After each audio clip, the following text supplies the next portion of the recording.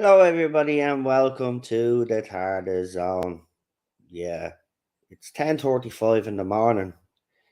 Um, the clocks went back last night. Actually, not today. Tonight, as I thought. Anyway, yeah. So I was supposed to get an extra night's sleep, but it's been one of those nights. Cheryl was the same, twisting and turning all night. So like I eventually got to sleep, so I'm feeling good. But yeah, that was a rough night, all right. And poor Ted with the fireworks going off. That didn't help either. He finally settled down. Then it was yeah,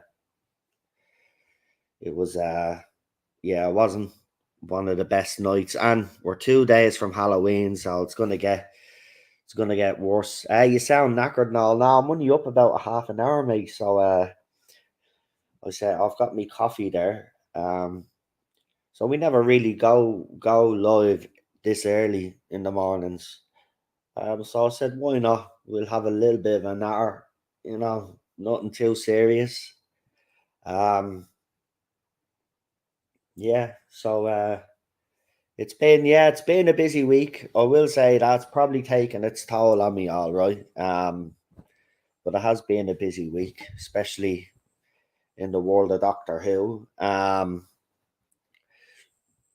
Just on Doctor Who real quickly because I don't want to kind of get bogged down on this, but so I sent a screenshot of the updated version of I think it was the Telegraph article, and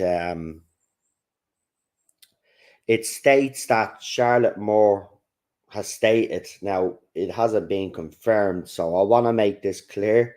It hasn't been confirmed. It's just in the media. But I will say this: the fact that they mention her by name and BBC or anybody associated with Doctor Who hasn't come out to dismiss it means that that this has to be true. So this is the deal. So not only have Disney got the distributing rights, they're giving funding towards Doctor Who. Also, on top of that, they will have some creative input, but RTD will have overall creative control. Now, that's what's being reported by the Telegraph. Now, a lot of people I've been talking to about this have said this is a good thing now. Like it's an extra cash injection, and this will be a good thing. I'd like to remind everybody that we wouldn't be in this position if BBC didn't hand if BBC had done their jobs right and took care of Doctor Who, right? So you know, at the beginning of that era, we were all well. There was some YouTube channels. I know that for a fact. We were speculating whether this was all being done deliberately because BBC just didn't know what to do with Doctor Who anymore, and it was becoming too expensive to run. Um, But some people have reminded me that there's issues over the TARDIS, who owns the rights of the TARDIS and all of this, that there'd have to be a lot of hurdles for Disney to jump over before they got their hands on the IP. Now, all I'm just going to say is this, right? Okay, yeah, there's major hurdles, but this is Disney we're talking about. This is Disney we're talking about. If Disney want Doctor Who, they will get Doctor Who.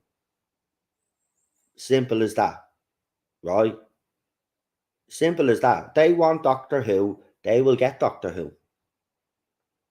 Now, people have also pointed out that HBO Max and Netflix had a deal with them in co-production, and it never went anywhere. That's fair enough, but this is Disney. Disney is different to everybody else. Now, I don't want to go bogged down on this because we could talk about this next week anyway.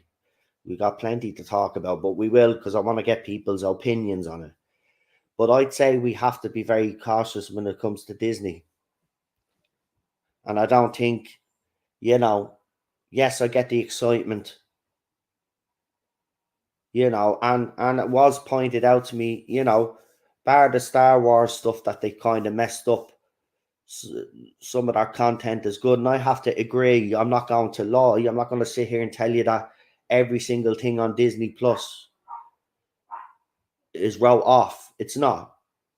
There are some good programs, but of course, you've got people online who have accused Disney of being, you know what? You've seen the hashtag going around. I won't say anything, and that apparently seems to be a stumbling block.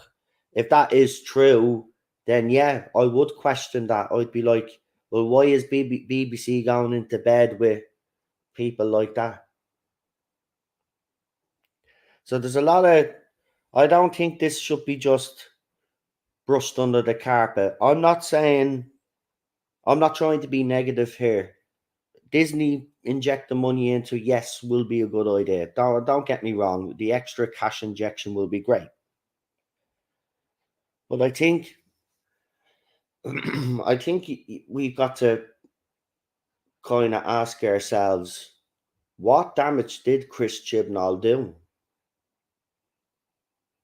Because it must be even worse than we reported. I mean, if BBC have already given it to Bad Wolf Productions, which Sony have bought a stake in that, so there's that cash flow coming through, right? And then Disney now with this deal have put money forward and have some creative input, but RTD, let's make it clear, the final buck stops with him. Well, you might start seeing Disney stuff appearing in the background in episodes now and stuff, something like that maybe. Which I still don't know, man. I'm caught between two places here with this. And I'm not trying to be negative. This could end up being the most positive thing to happen, Doctor Who. But I'm afraid, right? This is my big concern. Is that it'll lose its Britishness. Now I'm not British. I'm Irish, right? But the appeal of the show to me is because it is very British. Right? Now, people have said, this will be a good thing if it changes a little bit. Well, I'd like to point out Torchwood. Right? Now, whether you like the first two seasons of Torchwood, right? Uh, Children of the Earth, wasn't that what was? Yeah, Children of the Earth was absolutely fantastic, right? Peter Capaldi, the lot. It was just all fit together, and it was brilliant, right? Now, you remember what happened then with Torchwood Series 4 when they decided to Americanize it. It didn't work. It didn't work. Torchwood had lost something because they went to America. Right? Torchwood worked better if it was in Wales or London. And Doctor Who's the same. Right? Doctor Who works best if it's in the UK. Now, don't get me wrong, we've had our American episodes and they've been done great.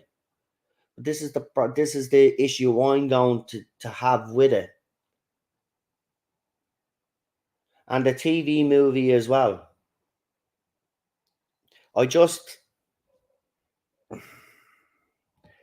As I said, right now I'm not totally negative about, I'm not, right? Because this can only be a positive. But all I'm just going to say is this is Disney, and once Disney get their foot in the door, it's very hard to shake them off, and I'm bloody worried. Like, I still think RTD will smash it out of the park. I still think we're going to have a brilliant 60th. I'm Shooty's fourth season is going to be something epic. I know it is. Absolutely. But I just don't want Disney to get their greasy hands on it at all. I'm sorry, I don't. And that might upset some Americans out there, but Doctor Who is a British show. It should remain a British show. If people want to inject cash in it to try help it out, fair enough. But Disney always have another motive. If it was Netflix, HBO Max like in the past, we wouldn't have an issue here. This is Disney. As someone said, send me a link. This is just me talking today. I'm not actually bringing anybody on. I didn't want to get bogged down in this, actually. I was just, I just wanted, because I did say to everybody, and I wanted to correct that, because this is the way, I want to be clear. If things change, I'm going to report it. So at the time when I was talking about this, and we had seen clips of Charlotte Moore, we actually thrown them up on the channel where they were at this luncheon, but she never mentioned about Disney have some creative input. So that has been obviously updated now, and I was sent, as I said, a screenshot of the Telegraph, because I think the Telegraph, you have to go premium to read the whole article, but someone obviously has. And in it says that Charlotte Moore said that Disney have some creative input. It's not just a cash thing, and I just don't like the idea of that. That's all. That's all. As I said, I'm still watching Doctor Who. I still believe RTD will deliver. I think Shooty will be absolutely fantastic as the Doctor.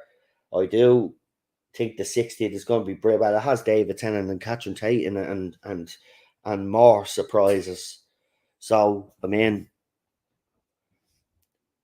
it's going to be brilliant. It's going to be brilliant. It's just this Disney thing doesn't sit well with me.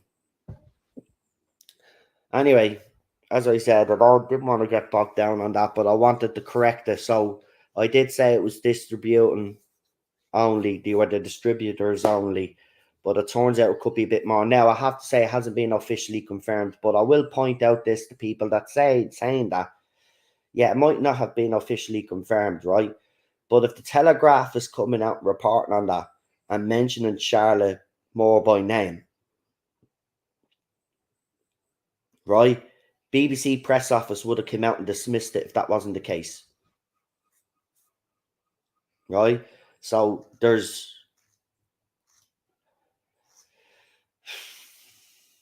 it's happening. There is a reason behind it. So I know there's a reason behind it. There's a reason behind everything that they're doing. I know that. I know. Sure, this Disney deal is being in the pipeline because I showed everybody, because it was supposed to be shown in China.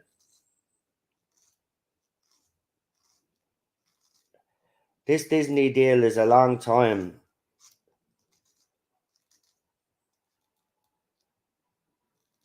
Well, yeah, I know. Look, again, I'm not trying to be negative. All I'm just saying is people just should be just wary, and we should keep our eye on this. That's it. That's all I'm going to. I know that's what I said. That's what I said. I think that's what's happened. That's what's happened. He has damaged Doctor Who so bad and financially crippled BBC Studios. He's financially crippled BBC Studios. I know they're reporting their figures and all of this, but there's something not. He's right. Matrix Lord is right. This I wrote it up on Twitter as well last night.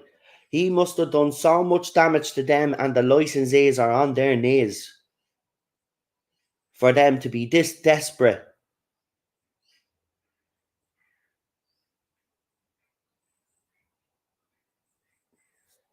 I just see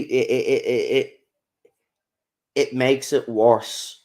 It makes it worse because Matrix Lord, myself, Gobby, others out there been reporting on this, and we've been called liars. We've been called liars. We've been called every name under the sun, and this is the situation that we're in. That's the situation that we're in. Look, we could still be optimistic. But I just say a word of caution. Just let's keep our eyes on this. Let's see what. Look at it is highly imperative now that RTD hit the ground running, and we get those fume figures up. But he has to produce. He has to produce. I'm not just going to watch it for the sake of watching it. He has to produce. Um,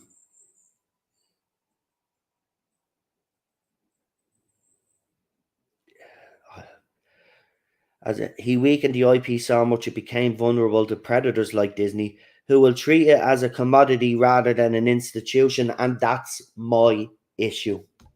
That's my issue. It's a British institution. See, I wouldn't mind if they were funding it, but that line where they say they have an input in creative whatever, but it's not. And people are saying don't read too much into it, but in fairness, that's the little detail that's the little detail we should be focused on. So, what is their input? I want to know what exactly they can actually. What is their input? What have they specified they'd like to see in the series? And is it in line with Doctor Who's values? Right? This is the thing. Disney have their own set of values, right? Doctor Who has its own set of values. And BBC have their own set. BBC and Doctor Who have their own set of values, right? So do their values and Disney's values come together? Are they parallel with each other? Or what has Disney insisted on? These are the things that I want to know. Because I think we do have a right to know as fans what's happening here. This is a major change for the show. Like, this isn't something that we can just brush under the carpet, man. It's a major change.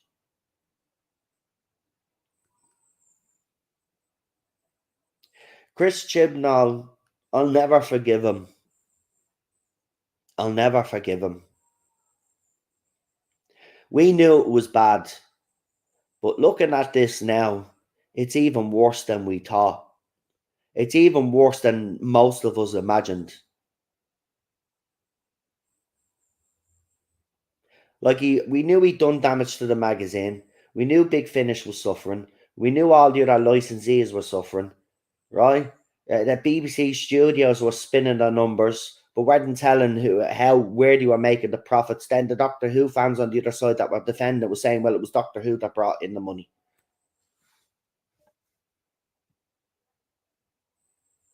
Like, it didn't even feature in the centenary ad that they had on BBC.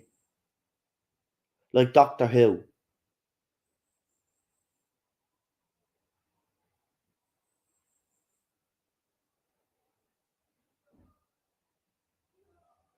We'll see. We'll see. As I said, I'm still gonna watch. I'm fully behind RTD. Um,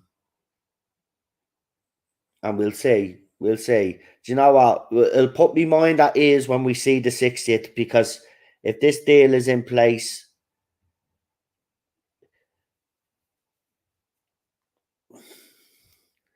we'll see. We'll see. Anyway, yeah, I already know. Hey, mate, I've been reporting on it. I've been telling people that this is going to be something that they've never seen before. It's going to be something completely different. I already know. Trust me. I already know what's coming.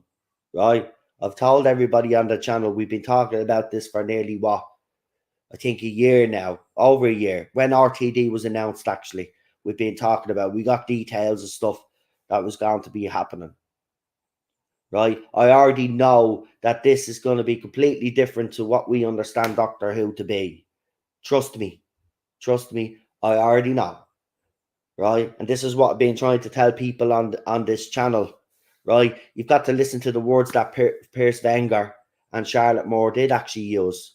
They said Doctor Who for the net was it for a new generation, or Next Generation. It was something like that, right?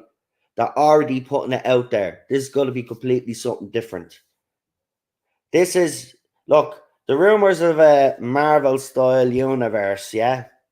Marvel style universe aren't just rumors, right? Listen, RTD, I don't know if you actually remember this. I know Matrix Lord will, because Joe keeps on it just as much as I do.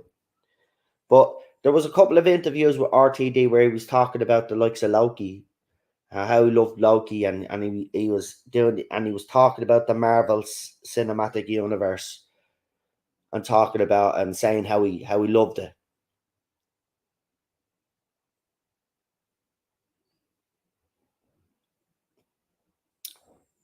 So things are changing, but this is what I've said. It can't be like the way Star Wars have done it and Marvel have done it. You've got to establish these shows. Now, we wouldn't have a problem with Doctor Who normally, but we do now because what Chris Chibnall's done. So Doctor Who has to re-establish itself first before you start thinking of expanding the universe. It has to be done properly. And then when you release a second show, you make sure that's established before you even move on to the next one. Because it just seems to me Disney and Marvel and all of these companies are just pumping out show after show after show after show, and the quality keeps dipping every time. Right? The quality keeps dipping every time. Right? We've even heard of the CGI workers and all the people that they're all protest, they're not being paid properly and all this. We've seen all the stuff, right? I'm not going to get into it, but you've seen it all. We've all heard about it. Their staff being underpaid and all that. I don't want I don't want Doctor Who to get. I don't want any of that nastiness to get in anywhere near Doctor Who. It has to be done properly.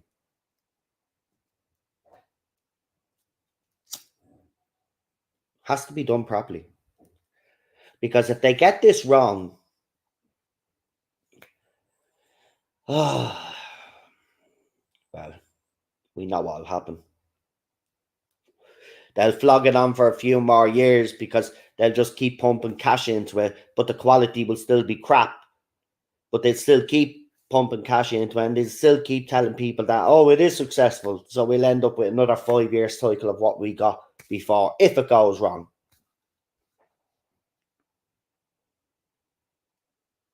Yeah, it's all gone. Listen, Joe. Listen, it's a great idea in principle, right? But it's the execution of all of this that's the most important. If they get this wrong, as I said, Disney and all these other companies just keep pumping money into it. They'll keep telling us it's successful, but we'll all stop watching because it's crap, right? And I don't want to see Doctor Who. It's already been dragged through 5 years of crap. They have to get it right. They have to get it right. So re-establish Doctor Who as the top show, right? That's your main. That's your main show, and then you branch out from there. But you do it in a slow, controlled manner, not the way Disney and Marvel have been doing it. Because I tell you now, man, they can't. I know, listen, I get it. It was on its knees. It was God. I know it was being binned, man. We all know it was being binned. But Joe, just because it was being binned and it was in a state doesn't mean that, we cannot question this whole thing. Of course we can. There are concerns there. As I said, I'm not going to let this in any way affect me watching the 60th and Shooty's Doctor. I would just like to know the details. That's it. As a fan, I would just like to know the details of the Disney stuff. That's it. What do they actually have input into? That's it. That's it. That's all I want to know. Once we know that, and if it's not anything that's too much for fans to take, then I'm fine. I'm fine. Right? If they want to take control of some of the spin-offs I'd even say, yeah, that's a great idea. Actually, it let the people focus on Doctor Who that need to focus on Doctor Who. But obviously, then if they expand it and Disney start putting stuff in it, then the main show would have to kind of like, you know, make it make sense, if you know what I mean. So I mean, there's potential, yes. Oh man,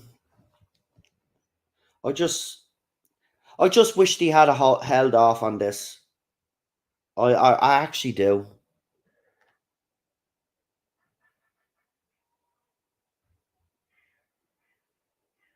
Anyway, look, we'll never know exactly. Someone said in the chat there, we'll never know the details. But yeah. But look, this is a discussion. Joe wanted to come on this morning, but what I'm going to be doing is I'm going to be talking about this before maybe before me Halloween stream because I'm doing a movie. Um, and then if anybody wants to come on and talk about this Disney thing, and maybe you guys can alleviate my concerns. That might be a good idea. Um, but I'm not just going to ignore this. I'm going to keep an eye on this, and I think everybody should. And I'm not saying to try to be negative, but we have to keep an eye on it and make sure that Disney do right by Doctor Who. That's it. That's all I want, man. We had 5 years of someone who didn't do right by Doctor Who, and look at the state the show was in. Right? I just want someone to take care of it now for the next few years because that's what it needs after what we had the last five. If Disney respect it, and they actually do respect it, then fair enough. People will have doubts whether Disney will respect it or not, and there will be different opinions on this, of course. But we'll see. Anyway, we'll leave it there on the Disney stuff because I didn't want to, as I said, I didn't really want to get too bogged down on it. But just give us a second there for a minute because I think I'm at the receiving a call there. So I just want to check it real quickly. So I'm just going to mute myself there for 1 second.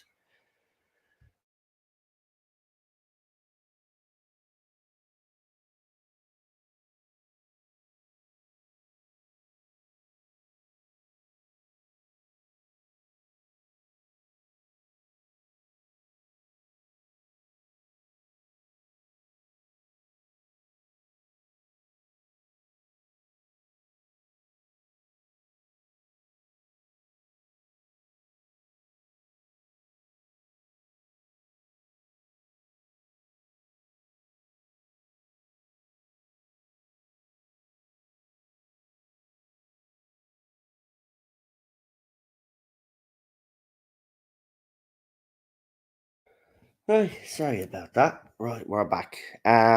So night people, it's 10 p.m. here. Have a good night's sleep, my friend.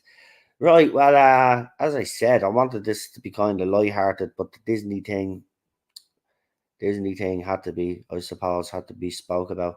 But yeah, here's something funny that happened in Ireland. Well, it's not really funny for the pub, but a family of seven went into the pub, got a few drinks, got a meal, and they did a runner. They did a runner. They didn't even pay for the blade meal, um, which I think is disgraceful because obviously, oh no, it was a group of six sneak out of a family-run pub and leave without paying. It wasn't in Ireland. It was actually in England. £270 bill. So they basically got their dinner, had a few drinks, and then they did a legger. Yeah. Um, that's just, I mean, the nerve of doing that nowadays. What do the Irish normally eat for breakfast? Um, I don't know. Well, a lot of families still do the traditional Irish breakfast, but it's 2022 now, so the younger generation are a bit more. healthier with their eating choices. My generation and my man dad's generation are fry ups and stuff like that. Or maybe a bowl of cereal, it depends.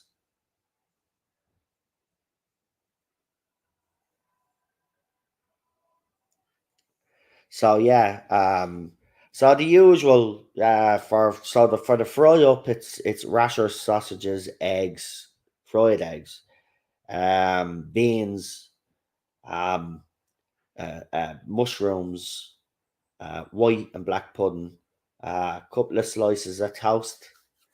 Oh, did I mention sausages? I think I forgot the sausages. Sausages as well. A couple of slices of toast with real butter and a nice big mug of tea. That's that's our breakfast. Good morning from Insomnia, USA. A family-run pub scammed by a family who run away. Exactly. Funny. I just had toast, says Major Glord. Uh, soda farls, potato farls. Yeah, they're nice as well. We have them here, but you know, I do like the potato ones myself, but I don't eat them too often, to be quite honest with you. Um, I wonder whether the pub food was worth the money that they should have paid. Most pub grub is actually not too bad. It's actually always roast something, man. So yeah, they're big dinners. So yeah, it would be most pubs over there. It's like here, their pub grub is actually up to standard. You know, pub grub sometimes is even better than going to a restaurant. Obviously, it depends on the establishment, but you can get pubs that are actually better than some restaurants, and the food is just amazing. So yeah, we have a few of them around here. Dublin is very dear. No, no, well, it is now, obviously, but don't go to look. I'm gonna let people into a little secret, right? When you come to Dublin, right, on holiday, okay, don't go to the tourist trap that is Temple Bar, right? If you eat anywhere around Temple Bar or drink in the pub or anywhere around that area, you are going to be charged through your nose.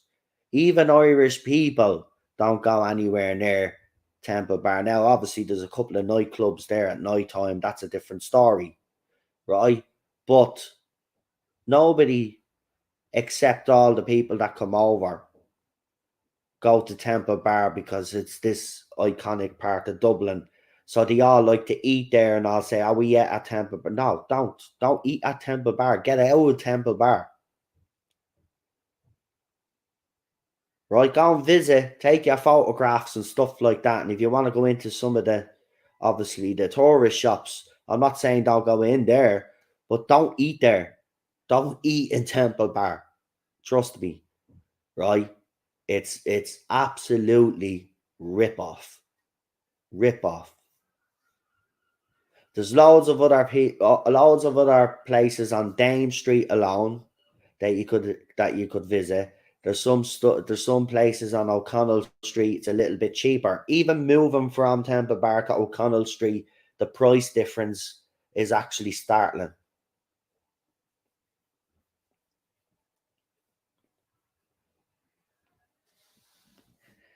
So yeah, the Temple Bar is a major rip-off. I'll agree on that one. When do you think we will find out who else could have been the potential 15th, 14th Doctor Who? Um, I don't, I don't actually think. I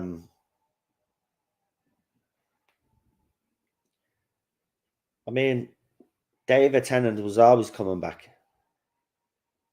so people were just wondering whether he's going to play his own Doctor. Some people have suggested, including myself, is it a meta crisis at the time before we found out Atten, but he's the 14th Doctor.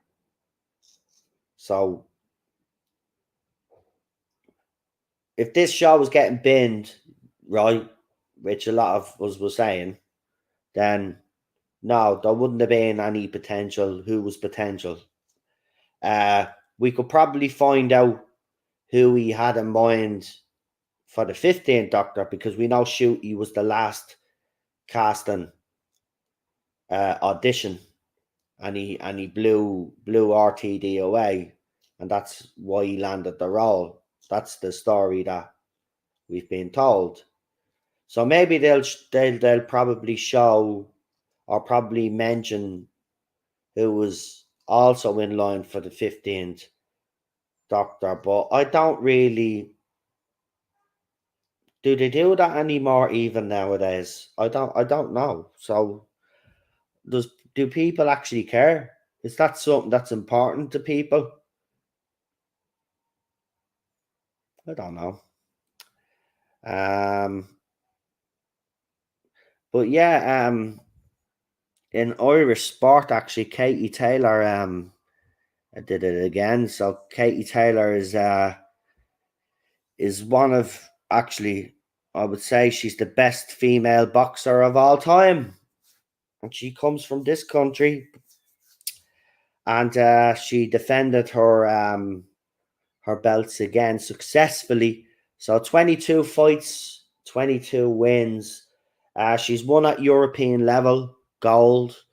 Um, Actually, she dominated European level, and then she decided to go professional. And since she's gone professional, she's won 22 bouts. And now they're trying to set up a big fight for Crow Park, where 80,000 people will watch our box, and it'll be the biggest crowd for a women's boxing match in the history of the sport. And the best thing about it is she's Irish. We've been following her for years during our European amateur career. She's just absolutely brilliant. She used to box with the guys, believe it or not. She's got some power. She's a clever boxer. I wasn't quite sure about her going professional, but and she has had a couple of ropey fights where it could have went either way at the start. But since then she's got her head down, and she's done well. So we're proud of our Katie Taylor. So yeah, she defended her belts last night, so that was good. Nobody gives a crap about the nobody gives a crap, Joe. I'm being honest, man. Nobody gives a crap. Nobody gives a crap, man. Right? She could do whatever she wants, right? Once we don't see her for a long time, right? I don't care what she does. It's not as if it's not as if look, at the end of the day, if Big Finish want to do them and waste money on them, let them. That's up to them. The only people that will buy those audios are our fanatics. That's it, right? Because we're certainly not going to buy it.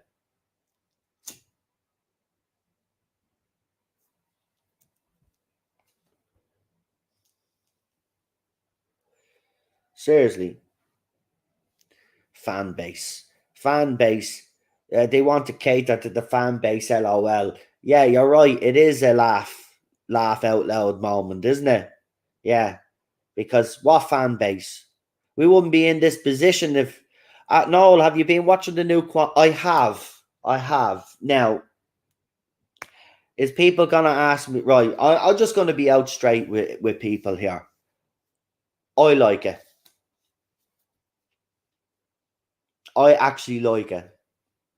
I think it's very well done.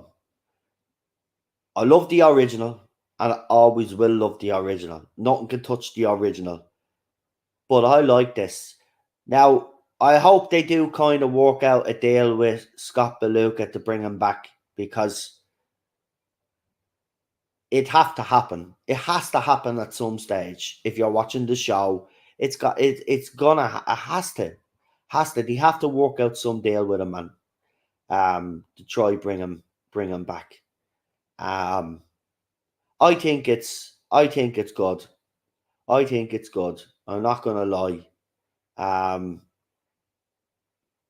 Even some of the characters that I thought when I seen them at first, I said, for God's sake, man. Here we go again. Tick, tick, tick. And then I watched it, and I have to say, I actually quite enjoyed it. But you said it's not great, but not crap. Don't like the backstory characters. Um, I mean, I suppose it's different strokes for different folks, isn't it? As I said, I'm actually quite enjoying it. I love the space shuttle one. I love the space shuttle one. I thought that was a very good episode, and I did like the boxing one. That was a good episode as well. I mean, and then you had the one in the western, the village, the what was it called? The town, not free. Was it Freedom Town? No, something town. Oh, what was it? I mean, they've been all right. Yeah, I mean, his missus being the hologram is a little bit. I will say that is a little bit annoying because it gets very emotional and stuff. Well, it's supposed to be emotional. It does have its emotional moments, the classic one, but I mean, yeah, it's. But I don't know what other way they could have done it. Really,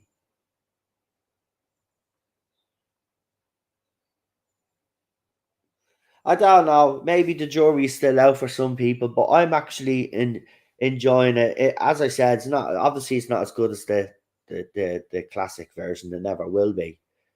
Um, but I think they're having a good go of it. Salvation, yeah, Salvation Town. I mean, that was a decent episode. I think your man that's playing the lead is decent.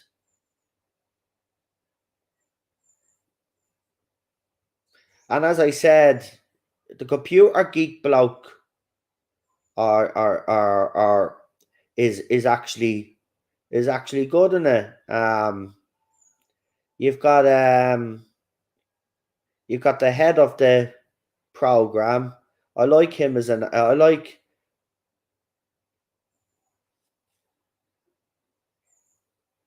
I don't know. For me, I'm enjoying it. I'm enjoying it. I mean, look, it's decent. It's decent enough, but I can get where people are coming from. We should be getting better quality TV nowadays, shouldn't we? Though, I mean, come on. But this is the modern state of TV right now, folks. I mean, I will say, so everybody was telling me that to watch this Knight Rider thing. Now obviously the classic with David Hasselhoff is one of my favorite shows as I grew up with. Um, so I decided to finally give this the one that got one season. It was at one season.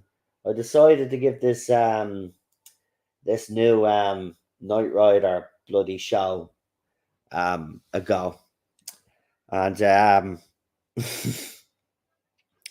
um, some people were telling me that this was good. Um, I mean, it's not bad. But right. Okay, here's me deal with it. You do Knight Rider, right? You do it for modern audience, right? That's fair enough, right? But I'm not watching bloody Transformers, right? I'm not watching bloody Transformers, right? Okay, the car is doing all of this crap mid-air transforming and or transform into a 4x4, transform into what was a something, what's a mode? Feckin' whatever mode it was, right? And then the car changed silly man. But the actor that was playing Michael Knight was decent. But again, they have a thing with modern shows where they just have to like Michael Knight was a bit of a well, the way he came across to me, even as a a kid. He was a ladies' man, right? Now this one is a ladies' man, but he has he has this ex-girlfriend and just in the background. Oh man, I thought the show. I got what? I think I got 5 episodes in,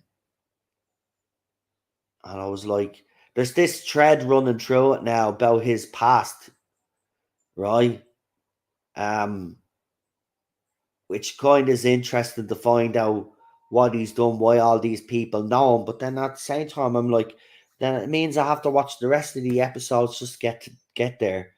And this, like the guy that's voicing Kit is not bad. I'm not going to lie. I mean, it's not the original Kit voice, so like it's not going to, you know, but wasn't too bad. And I like the interaction between the Kit and Michael Knight in the car. There was a bit of banter there as well, and I think it's very well done. The AI intelligence stuff, like they keep the butts, and the car is grand. It's only when it transforms is what I have the problem with. But some of the other actors, I mean, Joe's just at saying it there. He was a soap actor, so the rest of them must have been soap actors because you can tell.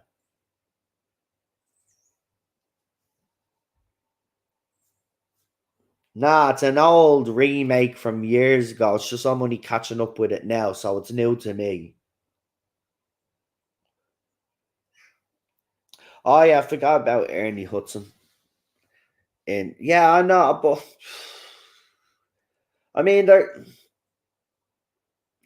he's got a good part in it. But why not make? You made the point about his girlfriend being the hologram. They could have made Ernie Hudson the bleeding hologram.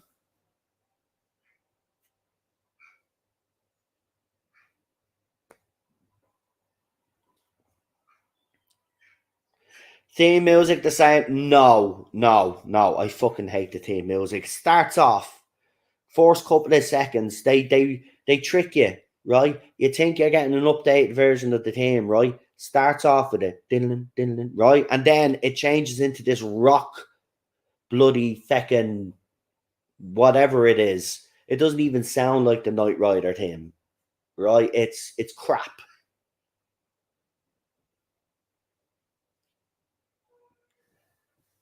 It's crap. Seriously, man, it's crap.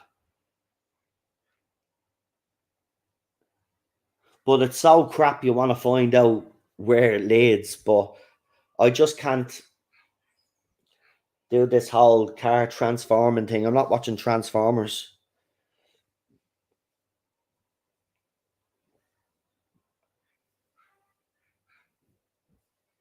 I mean, come on.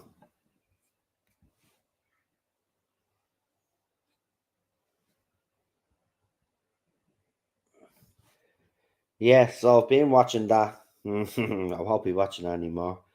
Best Marvel TV show I've seen is Werewolf by Night. Have you watched it? It's brilliant. I haven't, but I do like suggestions.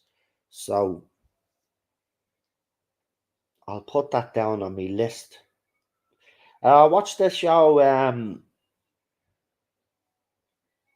what was it, the start of the year, or it was probably at the end of last year, called From. Um, Very interesting. It's from the creator of Lost, and it kind of has Lost vibes to it. Um, but it's about a group of people. I'll just give you a brief synopsis. So it's about a group of people that well, it starts off with a couple and their kids, and they're driving along this road, and then they end up in this town. But there's something weird about this town. So they try to leave the town, but they can't leave the town. They keep coming back. So eventually, then something happens, and they're in the car, but they're in the town, and someone runs out. You have to get out of the car quick, quick, quick, quick, and all hell breaks loose. And then during the episodes, then you kind of find out that they're all, well, I won't get into it, but it's very interesting. Your guy that played, if anybody watched Lost, your guy that played Michael in Lost is the lead in this show. He plays the town sheriff. Um, and it's a very interesting show. And it's one of those shows. All the episodes are there now. It's after getting its season 2 now. It's after getting its second series, I should say. So that's good news.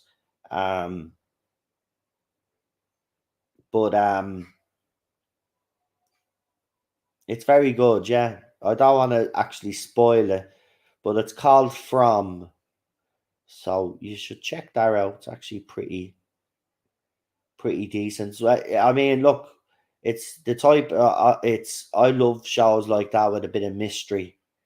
You know, Lost was a bit of a cop out near the end, in my opinion. But like, you know, this show looks like he's probably learned from some of the mistakes that they made.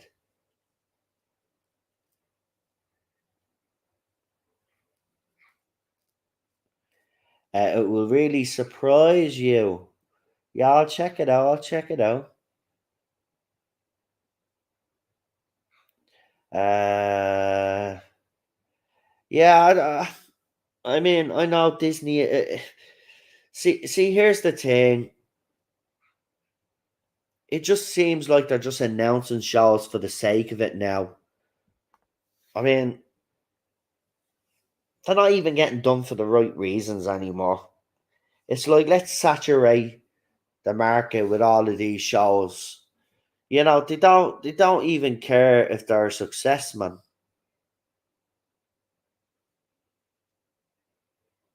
I mean, the Vision Quest one will be interesting to watch. Attica Harkness, yeah, that will be interesting as well. Like, and Scarlet Witch appears in Bar, and don't get me wrong, I loved WandaVision, but I just don't. This is what I was saying to the wife. You got WandaVision, but now we're getting like what? It's just like what they should have done was they should have fleshed out WandaVision a little bit more and made it a couple of seasons rather than the one, right?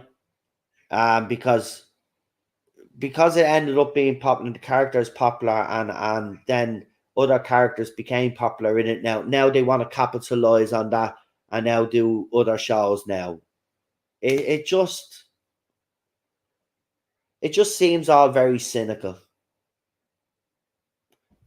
But again, I'll give it a go because I gave all the other shows a go. You know, I give these shows a go. I don't listen to anybody anymore. I go and I watch these shows and make up my own mind because that's the best way to do it.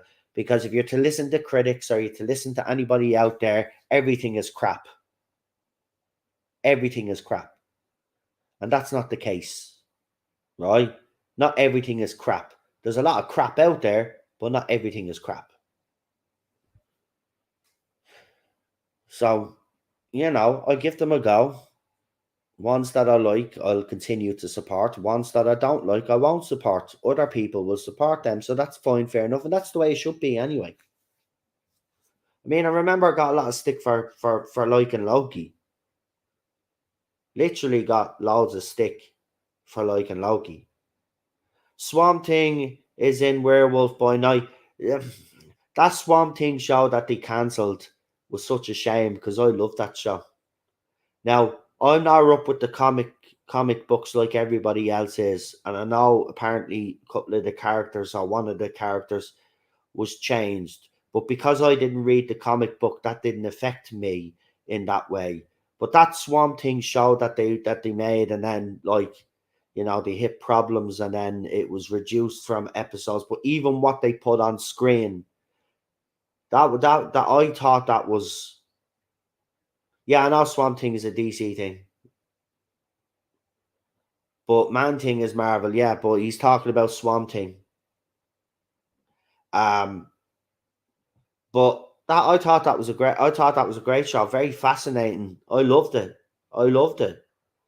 And then I found out that I was kind of wasting my time because um, it wasn't going to be renewed. And then I had some hope then when they put it on CW. People were thinking, well, maybe it'll revive it. Now, obviously, I wouldn't want, yeah, but it never materialized. So,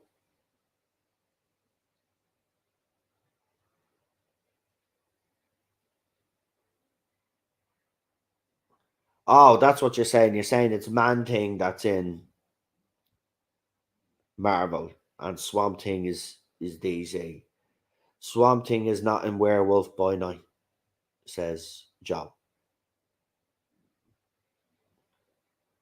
Right. Anyway, I haven't seen it, so but again, they've got all these different bloody shows. But still, the fact that Swamp Thing was brought up, I'm gonna give it a bit of a shout out because, like, I actually thought that was a decent show. Yeah, it's funny. You kind of notice that shows that fans actually really want, they end up being cancelled, but shows that fans don't really want are pushed and pushed and pushed. Like Swamp Thing is something that everybody wanted, and it was getting positive reviews by a lot of people.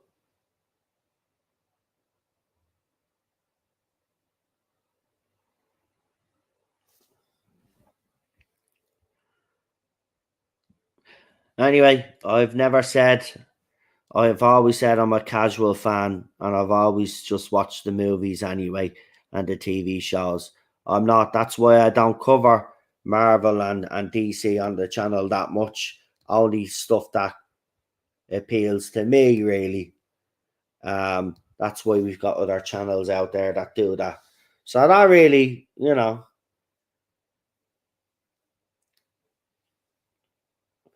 I mean, I just think both. I mean, DC can turn it around now with their cinematic universe now that Henry is going to save the day. I'm only messing. I don't know.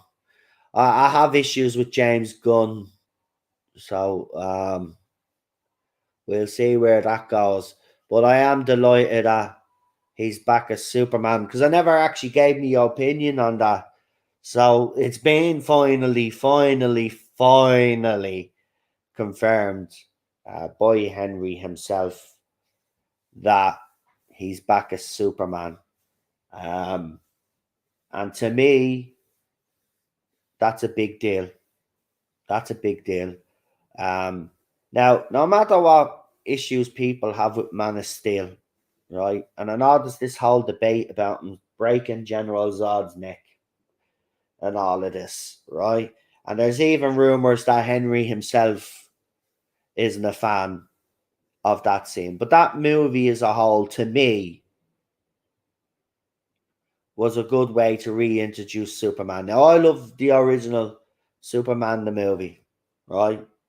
That to me is the benchmark. But Man of Steel is a modern take on the character, and I think Henry is just perfect. And that forced flight when he comes out of that the ship with the suit on, and he's flying for the force, and you got the music in the background. Just I loved it. I still love that movie. Look, I don't belittle the other movie like other people do. I love both movies. And I can't wait for Henry to finally get a proper second movie of his own. It's long overdue. And you know what? The decisions that are being made now at DC, about bloody time. Let's hope other companies follow suit because this is what needs to happen. Right? You need to start making the right decisions. Listening to fans, right? They're telling you who they want back.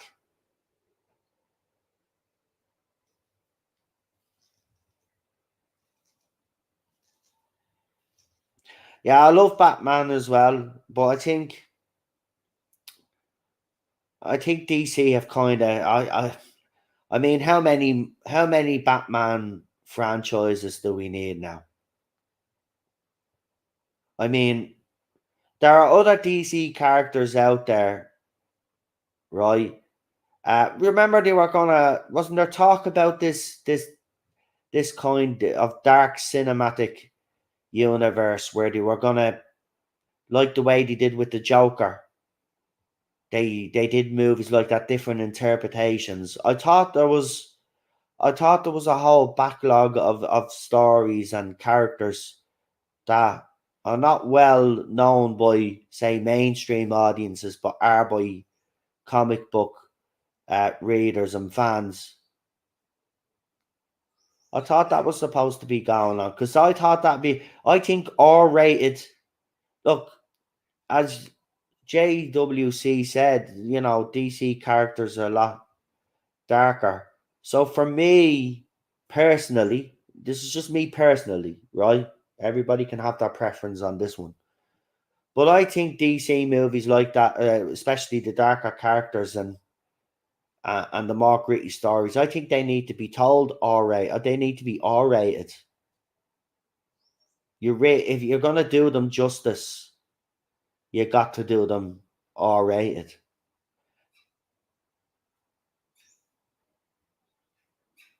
I mean, you just there's so much that they could do. Yeah, we have three Batman timelines currently: Michael Keaton, Ben Affleck, and Robert Patterson. But I think it's too many.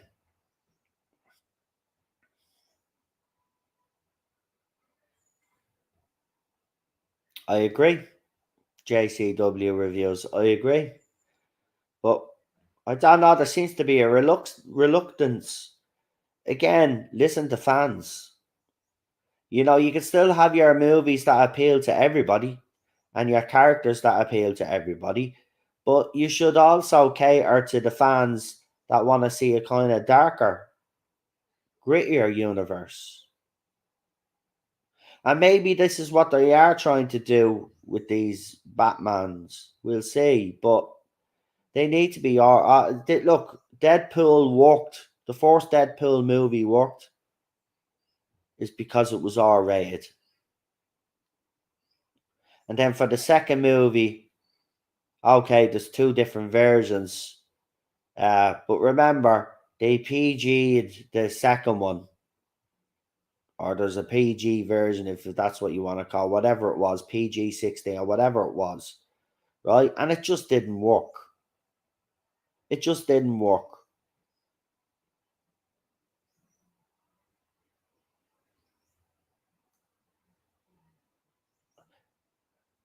Lady Gaga's Harley Quinn. Yeah, yeah. I'm not sure on this Joker 2 movie. I'm gonna be honest. That was a one-off. This movie shouldn't even be getting a sequel. And I know I'm probably in the small minority there, but that was a one-off movie. See, this is again Hollywood. The certain franchises that exist today that shouldn't even have franchises, right? They actually shouldn't have franchises. I mean, Halloween, right? I mean, they've jumped on that now for decades now. I mean, they're flogging a they're flogging a dead horse now at that stage. But that was one movie. That was never a franchise, right? Jaws, another example. That was one movie. That was never a franchise, right?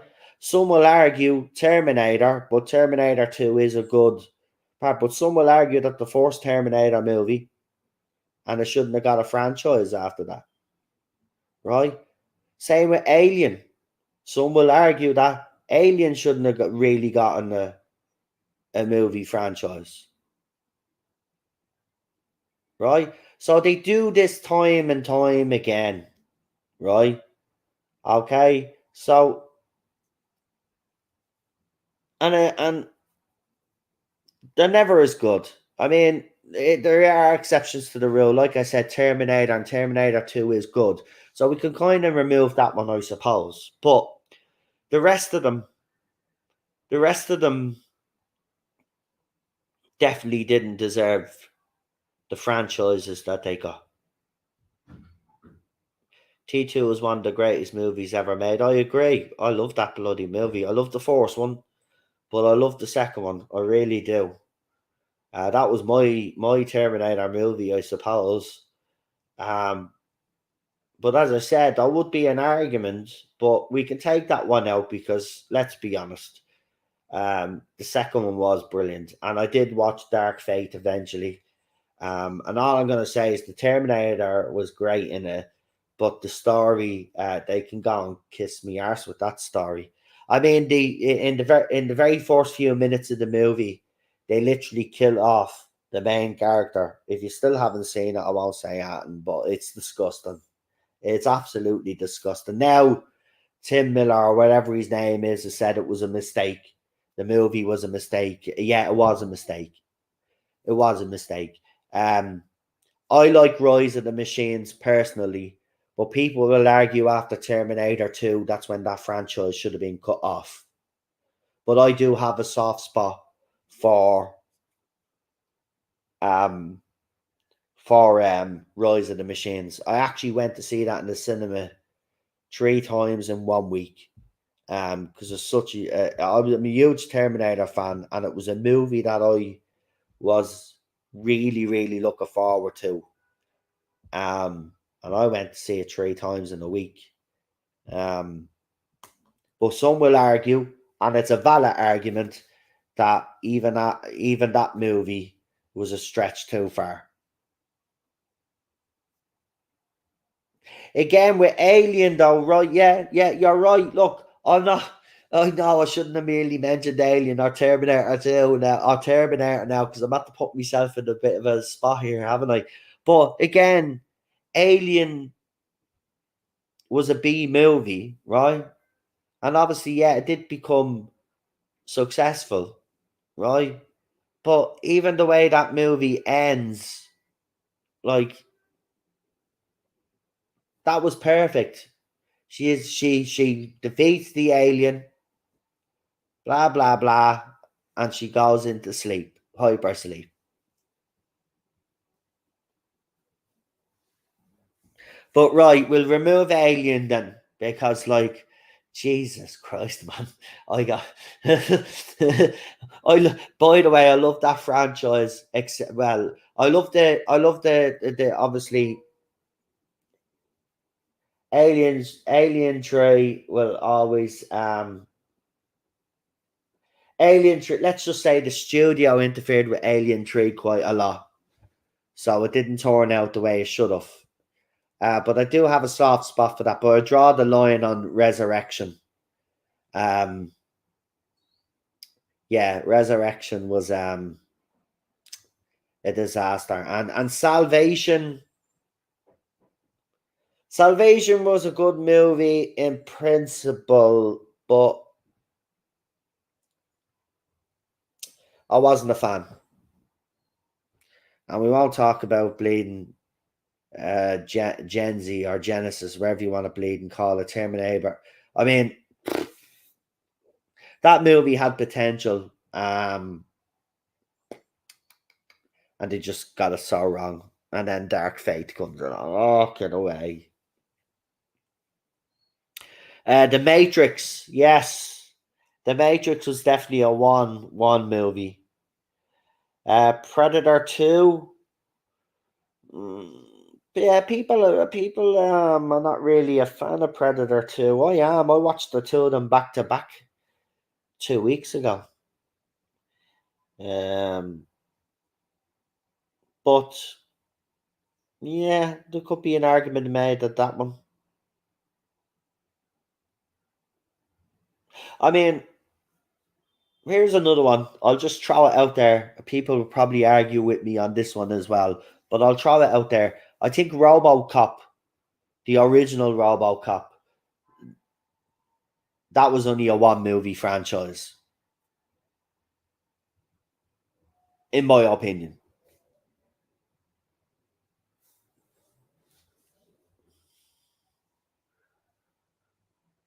Predator is great.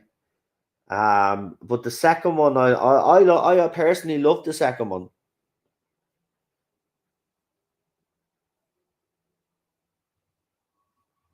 Yeah, the sequels did suck. I mean, the third one is an absolute joke of a movie.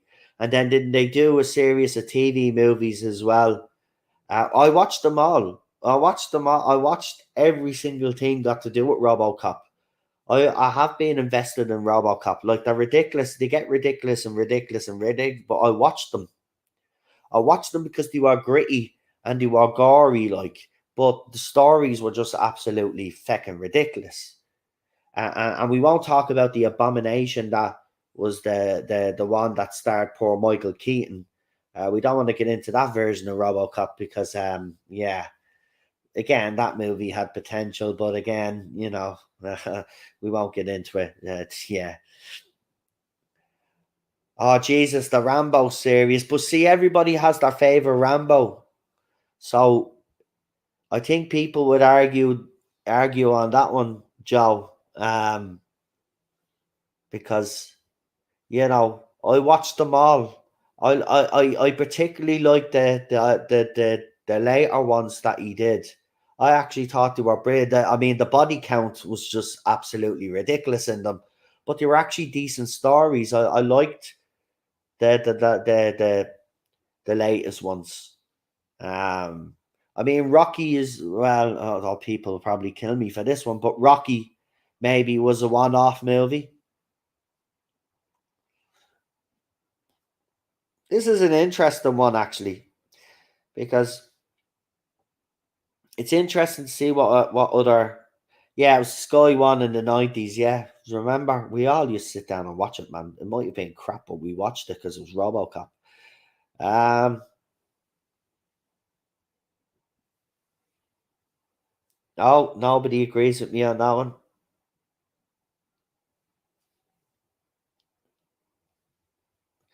Rocky was always meant to be more.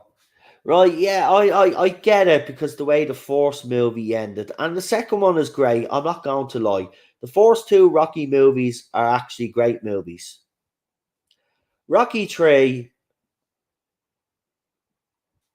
looks like a great movie, has a great soundtrack, but it's kind of ridiculous. And the fighting sequences, especially in Rocky 3,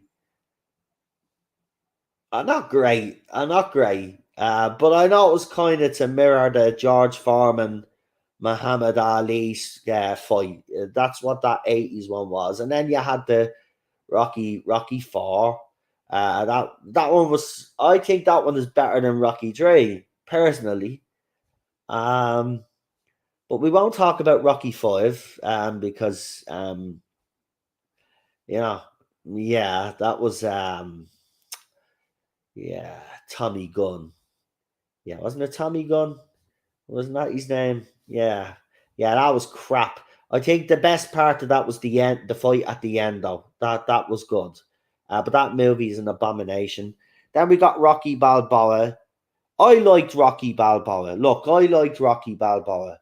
Right? Yes, it was far fetched that this bloody. Well, it's not really far fetched now. Boxers are 50, 60 years of age. Still, I mean, George Foreman was it George Foreman? Whoever, like they gave up boxing, they're back boxing. Like leave it out, man, lads. He's nearly 70 now at this stage. Come on. Right? So I suppose not really far fetched, but I did. I loved that speech where he's talking to his son about being knocked down and getting back up again. And I loved it. And the boxing sequences were brilliant in this. And I love the part where this black and white scene and Adrian is coming into his head and blah blah blah. And his son is laughing at him at first because doesn't believe in him. And then his son said, "Nobody's laughing at you anymore." And then he goes out and he kicks ass. And I'm telling you, there's obviously two versions of that. Well, two versions of that movie. You can watch the version that we've all watched where Rocky loses the fight, or you watch the version where where I think it's either Rocky wins or it's a draw. But there's two different versions on the DVD when you bought it. But I thought it was even the Paulie stuff with Rocky. I loved it. It was done. Look, it was done right. It was done right. Um. So yeah, I liked it. I liked Rocky Balboa, and the soundtrack as well. I loved the soundtrack. Nice and dark. Yeah, and Rocky going around, you know, where the skating rink used to be, and he got every year. Like it was sad. I mean, he really captured the emotion again. I think that's what it was. I think that's a good movie, personally. Not as good as the first two, but it's up there. It definitely is up there. It was nice. It was nice to see what happened to Rocky after all those other things happened. It was sad that Adrian died and all. It was. And him and Polly have always had a complicated relationship, but in this one, it was really, you could see it. Polly really cared, for Rocky, and Rocky's always cared for Polly. I loved it, man. I loved it.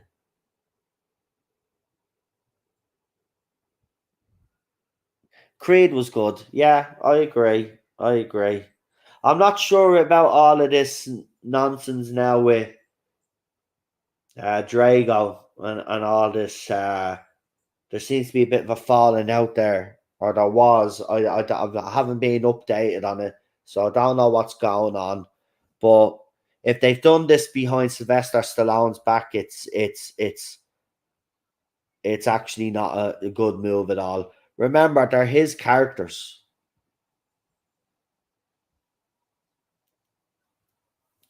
I think people forget that Sylvester Stallone is heavily invested in Rocky. It was torn down by studios because they wanted other people to play Rocky, and he held firm and said, "No, it's my work, it's my character. I play this character." He doesn't still own them though.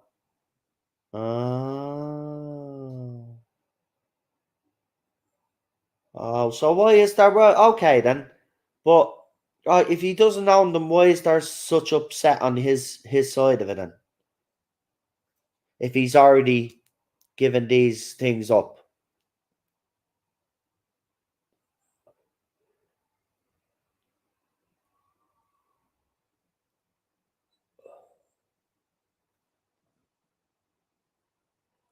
Interesting one. But look, I think the Creed franchise is decent. Don't get me wrong, I would love to see Drago and maybe his kid have their own show. Um, but man, I still think you have to. I still think you have to respect Sylvester Stallone's creative know-how when it comes to these characters and this franchise. I don't think that should be ruled out.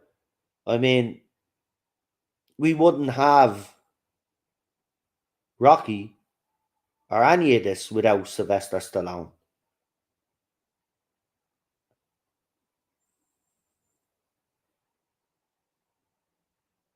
I don't know if Sylvester Stallone would do a Rocky TV show, but I don't know how that would work out though. He'd have to be training someone, wouldn't he, again and stuff like that. But we've kind of seen that in the Creed franchise, so I suppose that's why they're going with this show instead.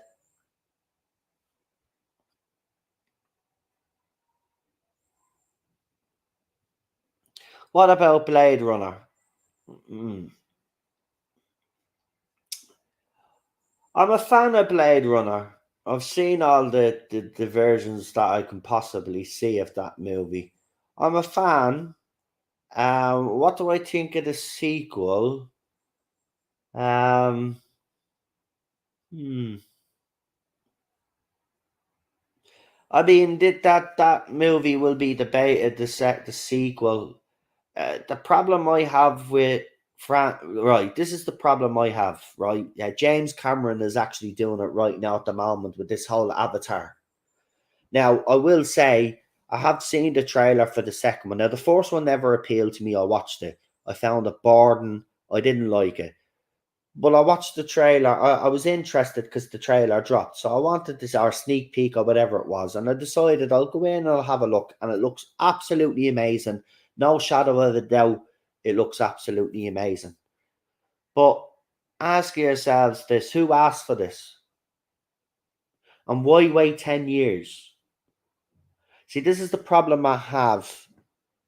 If you have a hit movie, then that's the time you do a sequel to that movie. You don't wait 10, 15, 20 years to do a sequel. Now, okay, there is an exception to the rule this time because we got Top Gun Maverick, right?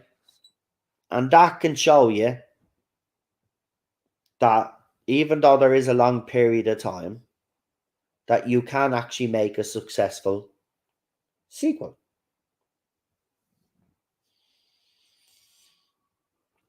But they're few and far between.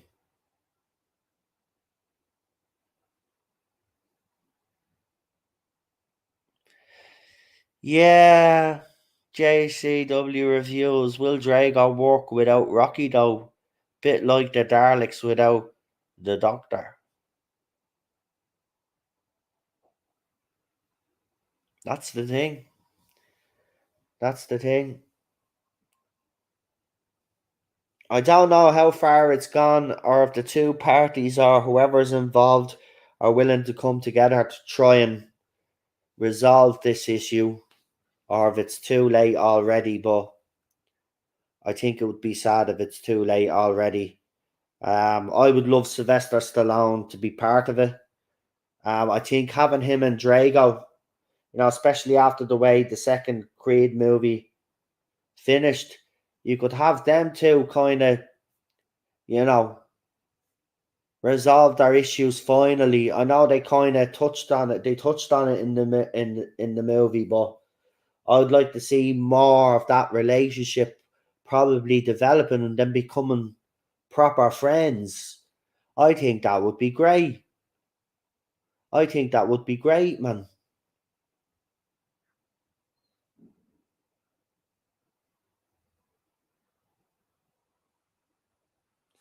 I don't know, man. We'll see. We'll see. Yeah.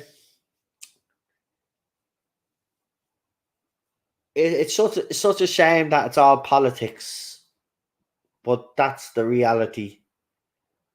That's the reality of it all. He killed Apollo. Yes, he did kill Apollo, but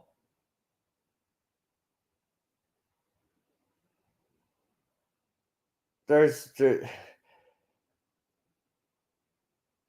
Look at right. Yeah. Oh, this is the way I look at it. Apollo tried to kill Rocky, right, in the second movie, right? Because in the first movie, okay, he wasn't satisfied, and people were taunting him, right? Saying that this bum and nobody, didn't beat him. He was still the best pound for pound fighter. In the second movie, there is no shadow of a doubt that Apollo would have killed Rocky. Without a shadow of a doubt. Look at the veracity of his punches, especially in that second fight, right?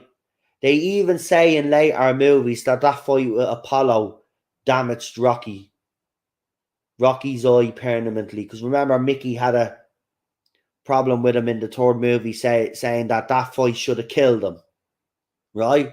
So we could argue that yes, Apollo did die at the hands of Yog, and he did say the line, "If he dies, he dies," and I suppose that is a bit hard to forgive. But you could explore that, man. They could come to something could happen that would bring the two of them together somehow. Remember, Drago had the whole of the Russian Federation on his back. He had to succeed as well, so there's that pressure as well. And they were pumping him full of drugs as well. There's loads of stuff to. This could work. This could work, man. You could get a decent story out of this without a shadow of a doubt.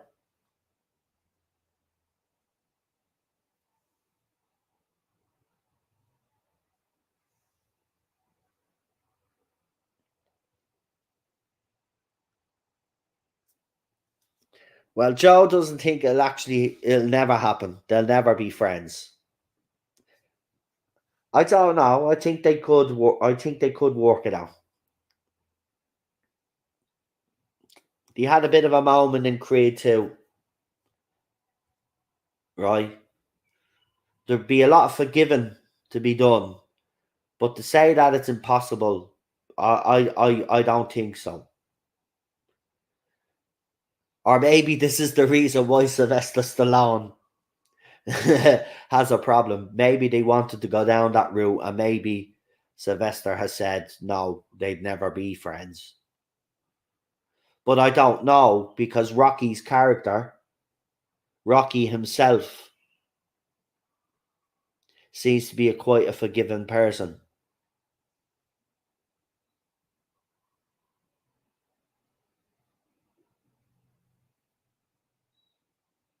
It's an interesting one. It actually is an interesting one. Um, I don't know, man. We have to see. Rocky Drago rematch movie. Take my money. Oh man, I don't know. I know. I mean, Rocky Balboa was far fetched enough as it was. Now you want to bring back two blokes in what? How old is Sylvester Stallone now? 70. How old is what's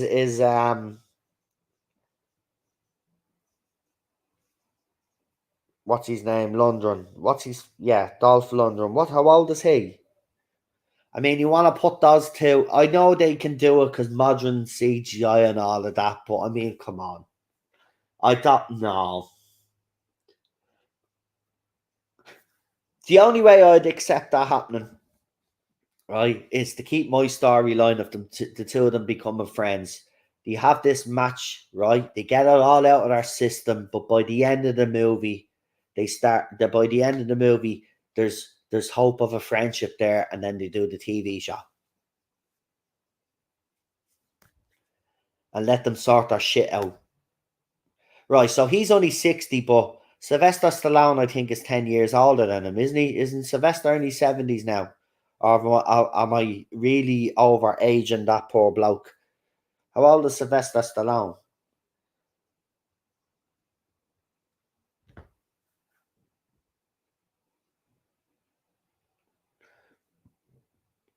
I mean, a rematch movie, it'd be interesting. It'd be interesting.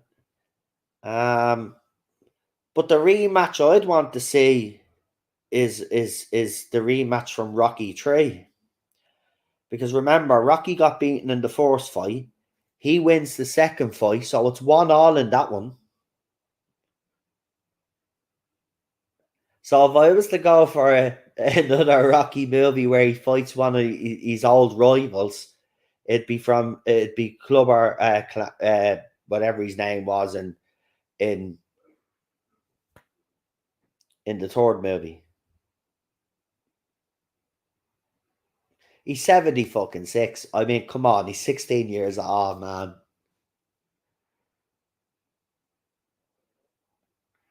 Like, I'd go for that one because that one's a draw. That one's a draw right now. So we'd want a winner. We'd want a winner for that one.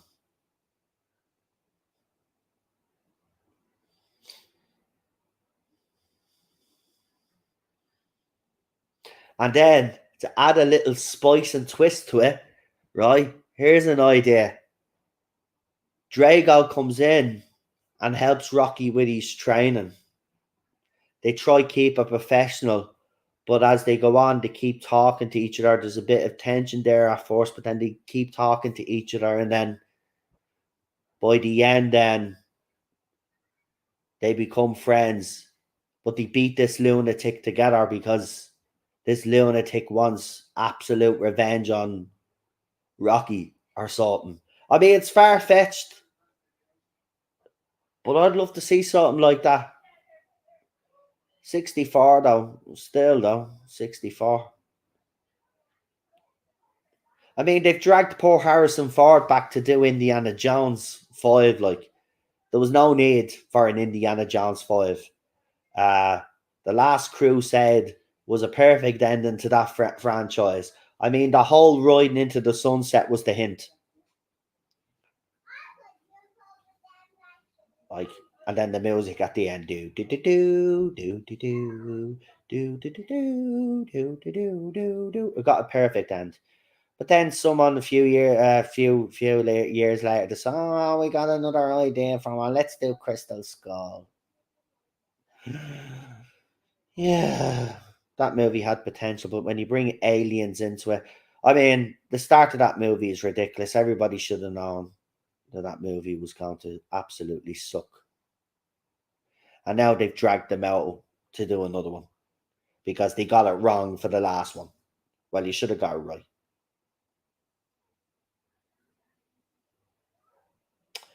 So yeah, I don't know about that one, but I'll watch Indiana Jones just to see. But I mean, apparently, we're going to see a younger Harrison Ford. It's going to start back in. I don't know how they're going to do this movie, but I just hope it's good because. And yeah, and look, I'm just going to say this, man. If they kill off Indiana Jones, the screw them, man. Right? I know Harrison Ford wanted Han Solo to die, but he got his wish. If this is Harrison Ford coming back to this character because it's another character that he wants to basically bookend and kill off, I'll actually go mad. I'm not messing. You don't know. Killing off Han Solo was bad enough, right? But if you kill off bleeding Indiana Jones, right? Forget about it. Forget about it. No, no, thank you. It just seems like they want to just kill these characters off. It's sad. Sad, man. But I don't know, man. We'll see. We'll see. Is there any movies or TV shows anybody is looking forward to? That's coming up, actually. Um,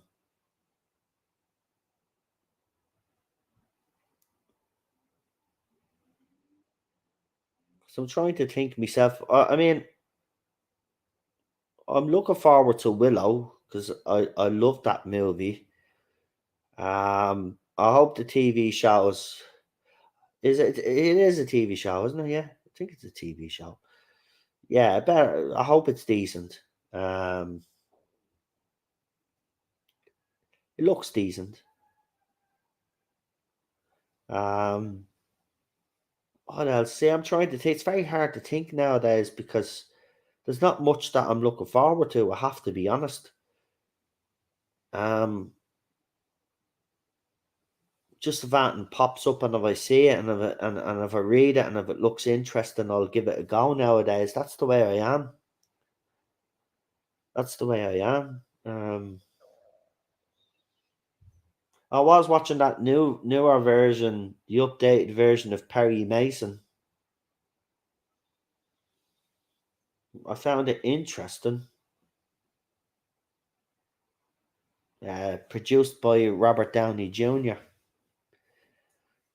Um, I was all right, but I I don't know what episode I stopped there, so I don't know whether it was because I got distracted by something else or whether I found a boss. So I'll probably have to go back and watch. But I did find the first few episodes very interesting, actually. Um, I was still hoping to get the proper Perry Mason music, but never bleeding happens the way you want.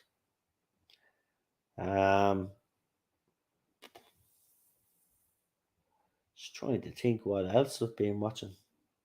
I've been watching the new season of Rick and Morty. Now, as you know, I'm a huge fan of the show, but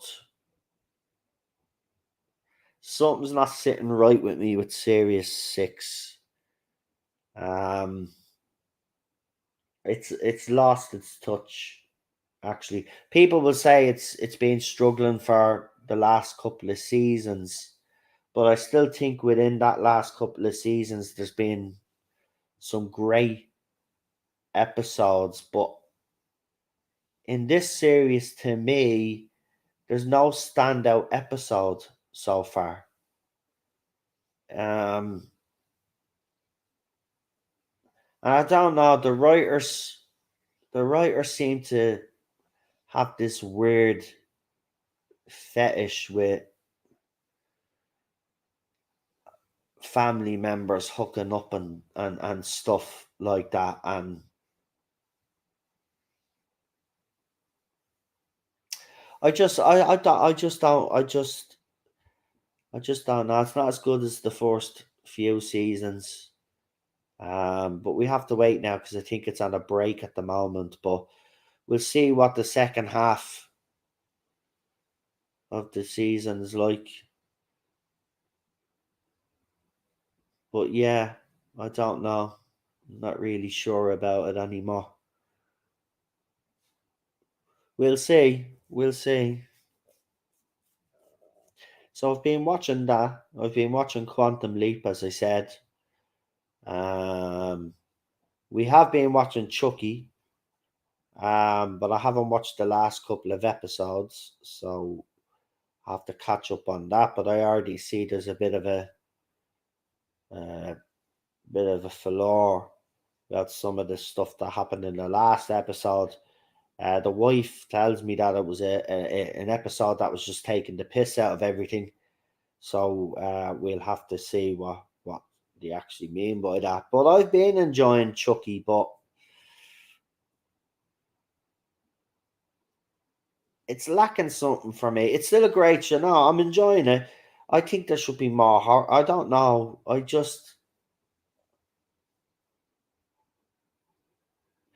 it. I don't know. The movie is very dark, and this show is very dark.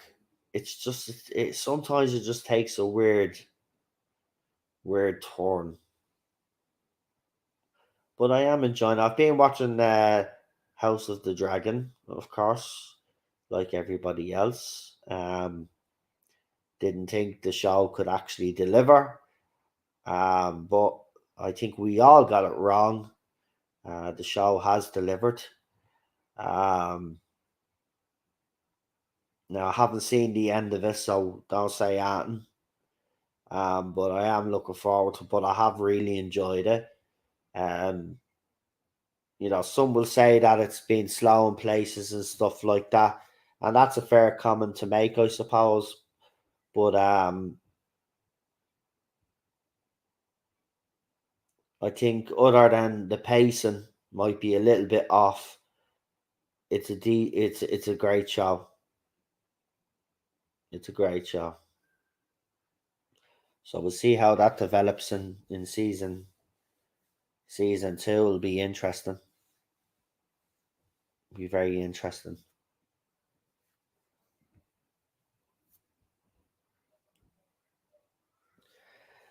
So yeah, it's a bit breezy outside. We got a bit of cloud there, but the sun, we can see the sun's a bit. We got nice one of those cool breezes now. Yeah.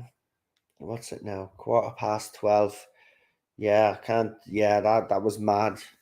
thinking, well, I probably did get the extra. I don't know if I even actually got I don't know how, if that's even actually true. The extra hour sleep because the clocks went back for daylight savings. I thought they were getting rid of that anyway. I thought that was supposed to be gone, or did I imagine that?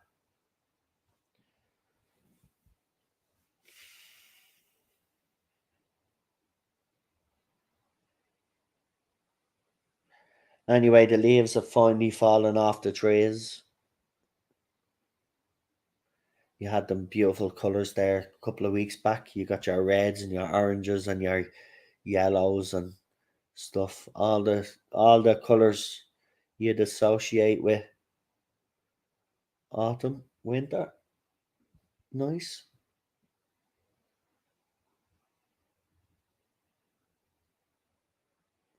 Of course, I could see the full view of the football pitch now because I could see through the branches. So now the next couple of weeks, the few matches that are on now, I'll be able to see both sides of the goal for a change. So both ends, I'll be able to see the goals go in both ends now. So that's good. That's good. So yeah, let's have a little quick look for something for a minute.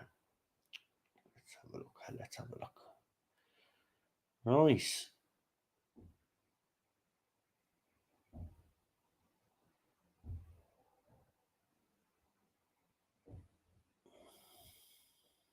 Let's see. So Superman is obviously trending. 72 72,000 tweets. Obviously Katie Taylor, because we have Irish trends here. So Katie Taylor is trending as well. At least 149 people are dead though following a stampede during a Halloween festivities in Seoul. Wow. I think Cheryl told me about that earlier on. Actually, she did, yeah.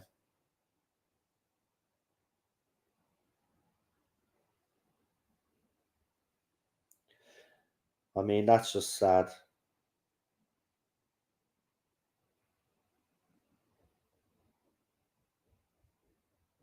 Oh, it was 30 years ago.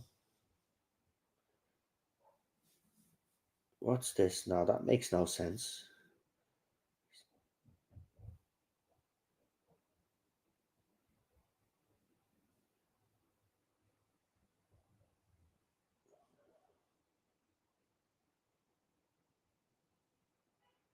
They were just. Oh, yesterday. I didn't know this. Yesterday, 18 years ago, Saw was released. I mean, the first movie was actually decent. I mean, that end scene still to this day makes me squeamish. I can't. I love horror movies. Nothing actually phases me, but the end of that movie definitely does.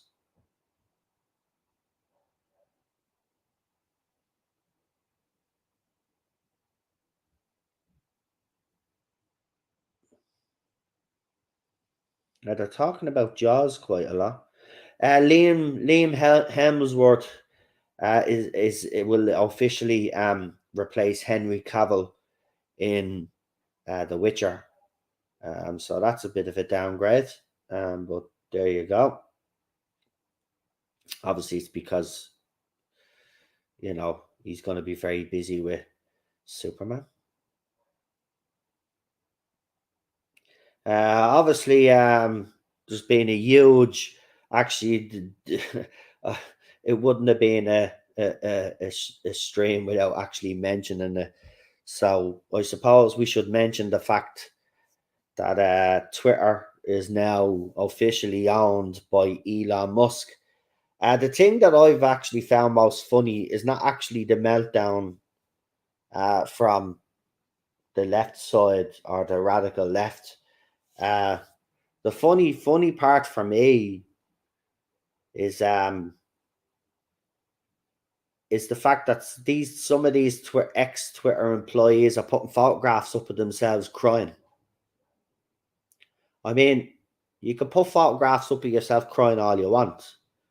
Um, the majority of people on Twitter, for what I've seen from the reaction, have no sympathy.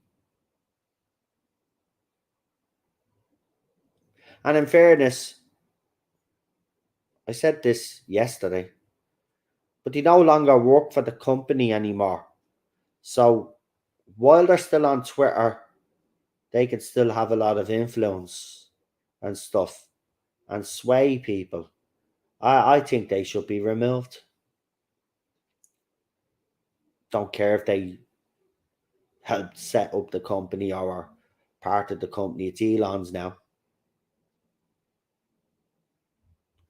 I'd remove them. I'd remove them. I wouldn't have them on it if it was my social media platform and I bought this off these people and they were still on it. I wouldn't have them on it. I'd remove them. Sure, in a few years' time, they'll all probably come together anyway and set up a rival network or a rival platform anyway. And then some of them are bragging that they've got plenty of job offers. Well, fair. Well, then great. What you crying for then? We all lose jobs. Move on. We get the next one. Is this what we all are now? Soft. Everybody has to show their emotion when they lose a job. Putting a photograph up of yourself crying. Like, leave it out. You know, whatever your politics are, there is no doubt that Twitter did censor a lot of people on that platform. Right? And it doesn't matter what the other side, it is true. I've seen it for myself. Right? So they've paid the price for that. But I will say this though, Elon Musk must keep to his promises. Right? And I've noticed some of the other side, saying, oh, these people are going to be running scared and Taylor should be running scared. Yeah, listen, that woman has said and done a lot of things, just like Eve Barlow and all of these other journalists, right? But just because Elon Musk took over doesn't mean that he should get rid of them all either. See, this is the issue I have.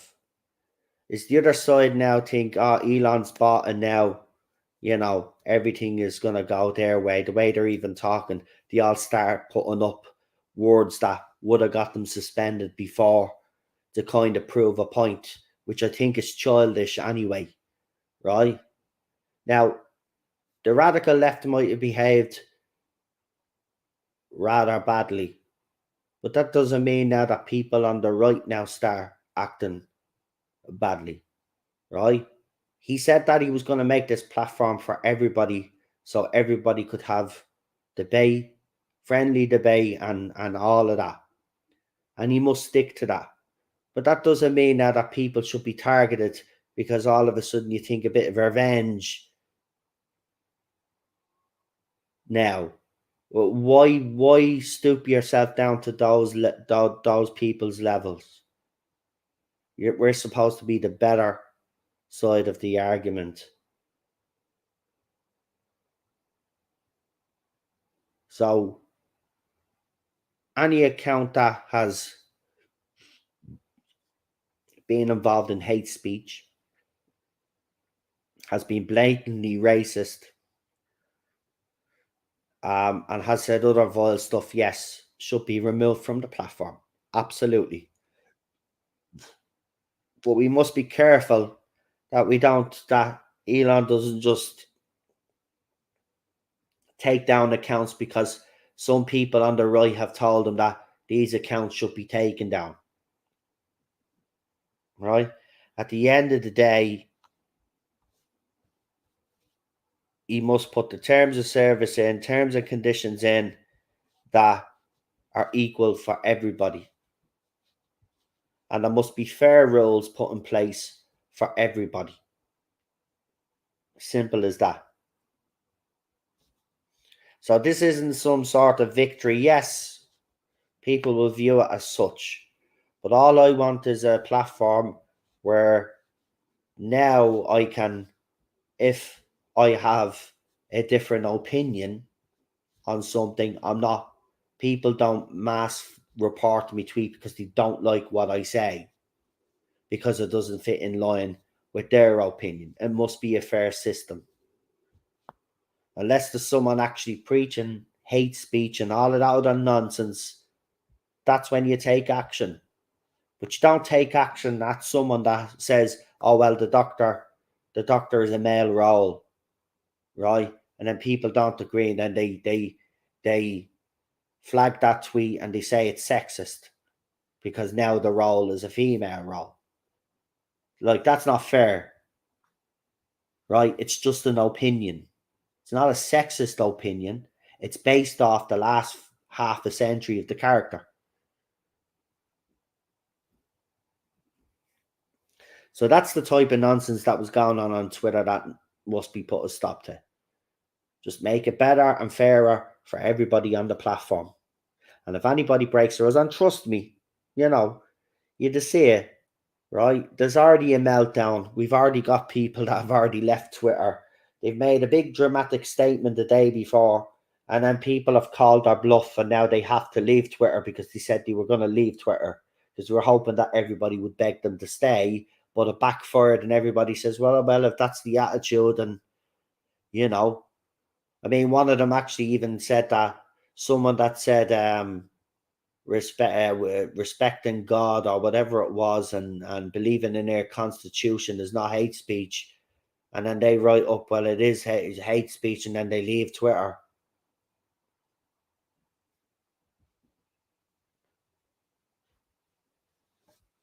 And then Europe trying to stick their nose in, telling because Elon put up a tweet, we freed the bird.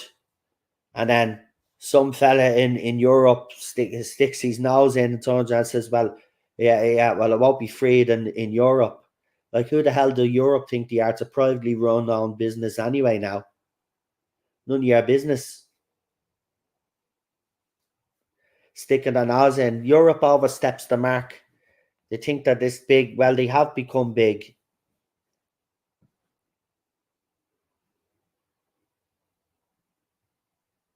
That's what I mean. The problem with Twitter is that offensive is a matter of opinion. Elon has to lay out clear ground rules and stick to them. And she's left Twitter already. Yeah, I know. I've seen that, man. She left that. Well, she stuck to her word, we'll say, but it backfired because she was hoping people would beg her to stay. Now, and other people that said they were going to leave it if Elon took over. Well, leave. You'll make the platform a better place anyway. Because you spread your toxicity and then try to gaslight everybody and say it's all people on the right. It's not.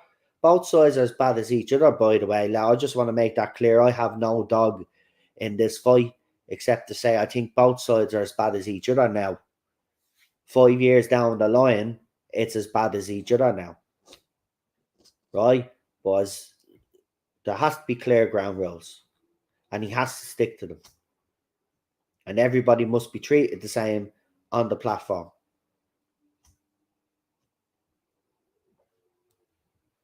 But I would say the ones that said you were going to live, because already you'll make it a better platform anyway. Because as I said, you're spreading your bull, you're spreading your propaganda, and you're being toxic to anybody that dares question you. So social media isn't the place for you guys, because you can't handle other people's opinions. So live, yeah. And I've even said, I'd go even as far as to say I don't think politicians should be on Twitter. It's supposed to be for us. That's how it's supposed to be for us, so we can connect with other people around the world. Right? I don't go on to Twitter to listen to someone's political. I don't want. I did that. No, I don't want that. They shouldn't be on Twitter. They shouldn't be able to use that platform. To be quite honest with you, even during elections. I don't think they should. And I know people will argue, well, they should use every tool at their disposal. No, old fashioned, out in the streets, campaign properly, posters, the whole lot, leaflets in the door. That's the way you do it. That's the way it's being done. Forget about all this modern crap. Stops these politicians from actually going out and meeting the people, right? And as people, we have a right, if one of those politicians come knocking at our door promising the world, say, well, your government has let us down, right? You haven't kept your promises, so why should I vote for you? Because you already haven't kept your promises. Don't think politicians should be, right? They talk about misinformation. Not one politician, it doesn't matter what country you're from, when they post something up on Twitter or Instagram and they say this, that, and the other, that the country is better than what it was, blah, blah, blah. They're lying. They're lying. No politician tells the truth. So that's misinformation. So they shouldn't be on Twitter. Sorry, they shouldn't be on Twitter, right? What should happen is like what people mightn't agree with it, but you know, Donald Trump has set up his own stuff, right? If these politicians want to get out there, they should be setting up their own little platforms for their voters to go and have their opinions and all of that and run a campaign there. They shouldn't be running campaigns on Twitter. And I know you'll never get rid of ads either, but that's another annoying thing. I suppose if you go premium now, I think something like that, you get rid of the ads. But there shouldn't be any ads on Twitter, but I suppose that's the way that the company gets funded and they make money. But it's ridiculous. There's always a promoted tweet somewhere. They'll just keep blocking or muting them.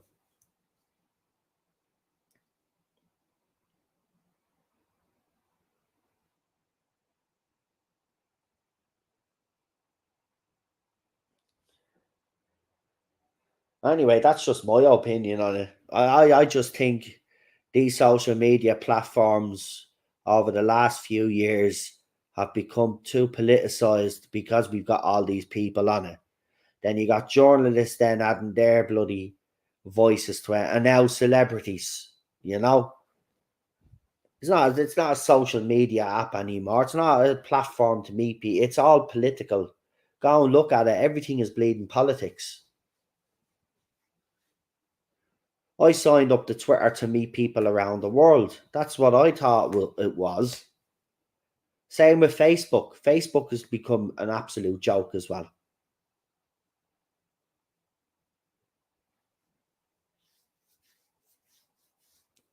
That's just my opinion on it. I mean, people have different opinions and say that it's actually good to have the politicians there because you can hold them to account and you can talk to them directly, but they don't answer back anyway. So I don't know what difference that actually makes or if they even bother reading his bloody tweets.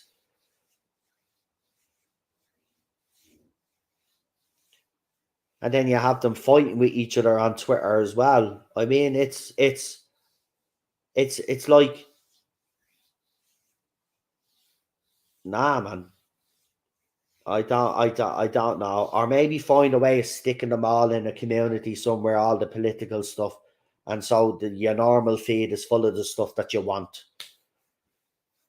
I mean, I thought I already done that anyway with the stuff that I like, and then those tweets. But now I'm getting politicians popping up because obviously you follow people, and then they're retweeting their tweets, and then you're getting to see it.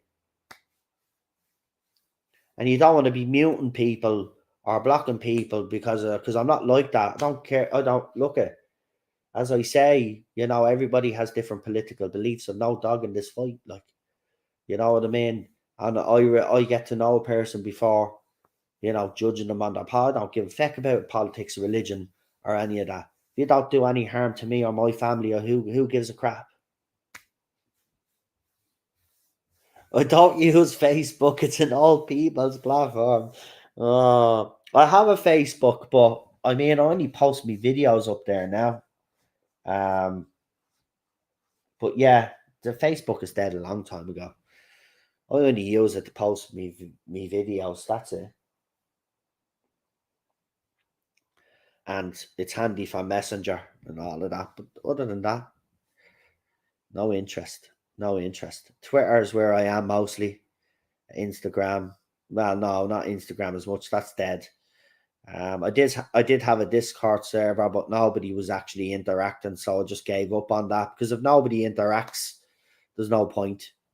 Um, but yeah, mostly here, I suppose, and yeah, we have a laugh here. It's great. Um, but I don't know, man. Social media. David Bowie called it. He called it. He said social media would have a negative impact on society and the internet. Actually, he was talking about at the time. But if you think about it, obviously it was going to evolve. So he was right. It would have a negative impact. He also said it would have benefits, but it would have a negative impact. And he was absolutely spot on.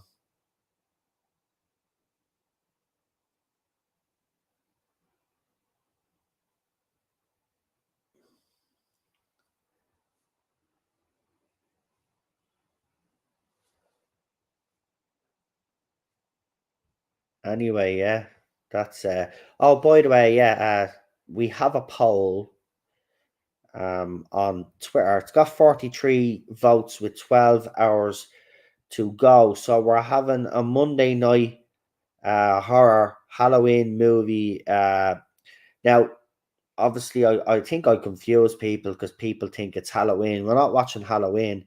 The two choices, the two movies that we have are The Fog and Poltergeist. So The Fog is winning at the moment with 51.2%, 44.8% for Poltergeist. So if you're on Twitter and you haven't voted, I'm about to put it in the link. I'm about to put it in the chat there. Vote for your favorite. It doesn't matter which one you vote for, as far as I'm concerned, because I love both. Um, but if you haven't voted, get in and vote. Even if you can't turn up on the night because you might be busy with Halloween and parties and stuff like that. But if you're not and you're around, vote anyway because two good movies there, two great movies there, in my opinion. So the Fog is much better, says JWC Reviews. Yeah, I will admit that the Fog is better. Yeah, I do love the other movie as well, though it has its moments. I think it's a great movie actually. But the Fog is brilliant. Yeah, it is. I mean, it's very well put together, that movie. Um, the tension and the build up. Absolutely brilliant. Great movie. We won't talk about the updated version because there was an updated version. I mean, yeah, let's leave it there. Yeah. Then he did have a movie called The Mist as well, didn't we? That was a bit, yeah, yeah. We won't go there. Um, so they're the two movie choices there. So if you haven't voted, please do. Because there's 12 hours to go. And we want to have the result before obviously we stream. Um, so if you need a reminder of the two movies and what they are, I did throw the two trailers up in one video earlier on. So if you forget those two movies and you want a reminder, go and check it out. I even put a little video together for it with little Halloween stuff and all. So go and check it out if you haven't, and then go in to the link description, and the Twitter poll is there. If not, as I said, it's in the chat right now. So get voting because yeah, it'd be interesting to see what movie we will be watching Monday night, and that's at 8 o'clock. By the way, 8 o'clock Monday night. Um, so it's still the same. So Oh, just saw something about. Oh, Sylvester Stallone has an article out. Sylvester Stallone, 3 hours ago. I regret being an absent father and doing my own stunts. Well, doing your own stunts is, yeah, yeah. I mean, you I mean, you see him walking around now. His body is being battered. Um, and obviously, as an actor, I suppose he has probably been not there as much as he probably wanted. I can't comment on the details, obviously. We don't know them, but hopefully there's reconciliation there.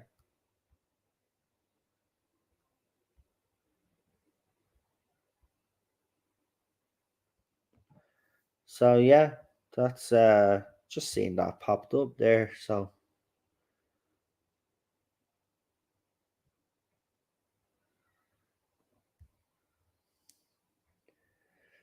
everybody seems to be confessing their in, their faults lately. Seems to be a new trend in our society for people to come out and tell the world that they've made mistakes.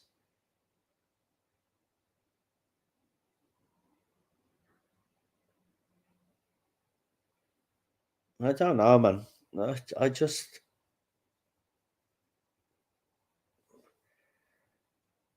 it's mad. For anybody that doesn't know, though, poor Bruce Willis, uh, he's been doing a lot of crappy movies, you have probably seen, but um, it's because he's been having health issues. He's got this, I think, this rare brain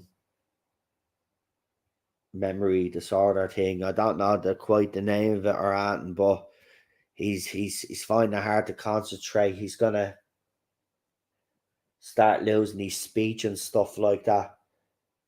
Even people have noticed over the years on movie sets that his manner, he's forgetting things and stuff they were saying. It's really sad because I like Bruce Willis as an actor. He did some of the best movies that we watched growing up. Love these movies. And poor Michael J. Fox, we all seen he doesn't look well at all, does he?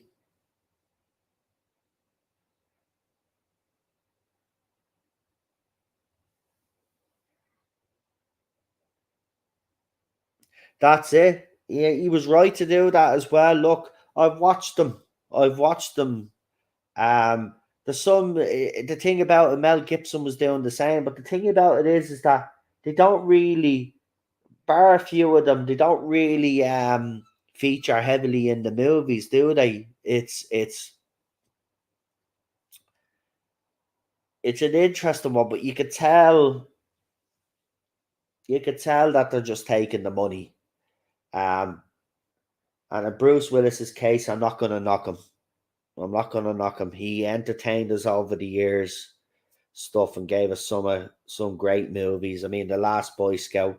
We no matter what your feelings on the Die Hard franchise, everybody will have their favorite movie. But you got the Die Hard franchise, the Fifth Element. He was great in as well. What was it? Unbreakable as well. I mentioned The Last Boy Scout, didn't I? Yeah. Um, I mean, he's just been in so many great movies. Armageddon, I know, a bit over the top, but Armageddon is actually quite a good movie. Um, he's just kept us entertained over the years, man. So yeah, his health comes first. So wish him the best, but it's just a pity because he's a great actor. I liked him. I always liked him. And I mean, he started off on Moonlighting, wasn't it? Was it Moonlighting?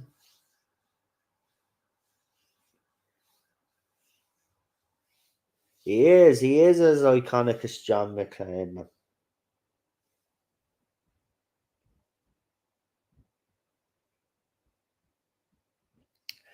It's just, yeah. I mean, Nicolas Cage is making a bit of a mini comeback, which is good to see. I mean, the movie where he's taking the piss out of himself, if you haven't seen it, it's actually very good. I haven't laughed this hard in a long, long time. And Pedro Pascal is actually very funny in the movie. They actually work together well in that movie. I love it. Um, Brad Pitt, though. Let's talk about Brad Pitt just before we leave. Forget about the stuff with Angelina Jolie right now. I mean, what she's accusing them of is terrible. And if there's any, if there's any if there's any truth in it, then like it's actually disgusting. But it just seems a bit weird that they're fighting for this vineyard and then it comes out all of a sudden. But let's not judge. Let's not judge. But let's talk about Brad Pitt making terrible movies the last few years. Um, because Bullet Train was hyped up to be this big deal, and I watched it, and I have to say I wasn't impressed. I wasn't impressed. Maybe it's just me, but I just think Brad Pitt hasn't made great movies in a while. I mean, I know he did that Twice Upon a Time in whatever it was. I haven't watched it yet, right? But the last best movie I think I enjoyed him in was Inglorious.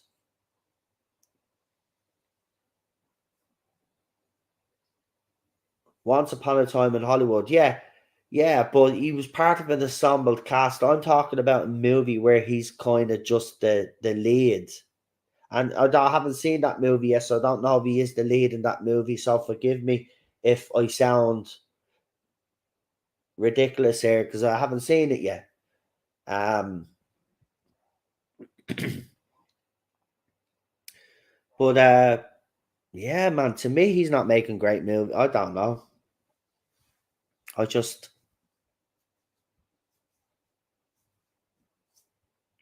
Bullet Train was a letdown for me anyway. Um, yeah, and I was really looking forward to that. It looked very, very good by the trailer, but for me, I can say the trailer was deceiving. Leonardo. I mean, look. I mean, it's very rare that that man makes a bad movie. Leo's a legend. No matter what you think of his climate activism and all of that, we judge him on his career and as an actor, and he's top level. I mean, I've always liked Leo. I've watched every single movie of Leo's, I should say. Um, he is just a top class legend. He should have won an Oscar before Titanic. I've always said that he should have won one for Basketball Diaries. If he didn't win one for that, he definitely should have won one with What's Eating Gilbert Grape with Johnny Depp.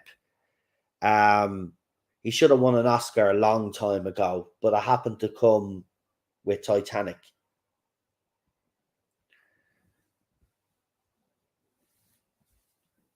But Leo is a powerhouse. Um, any movie he's in.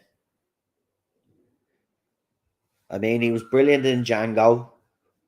He was brilliant in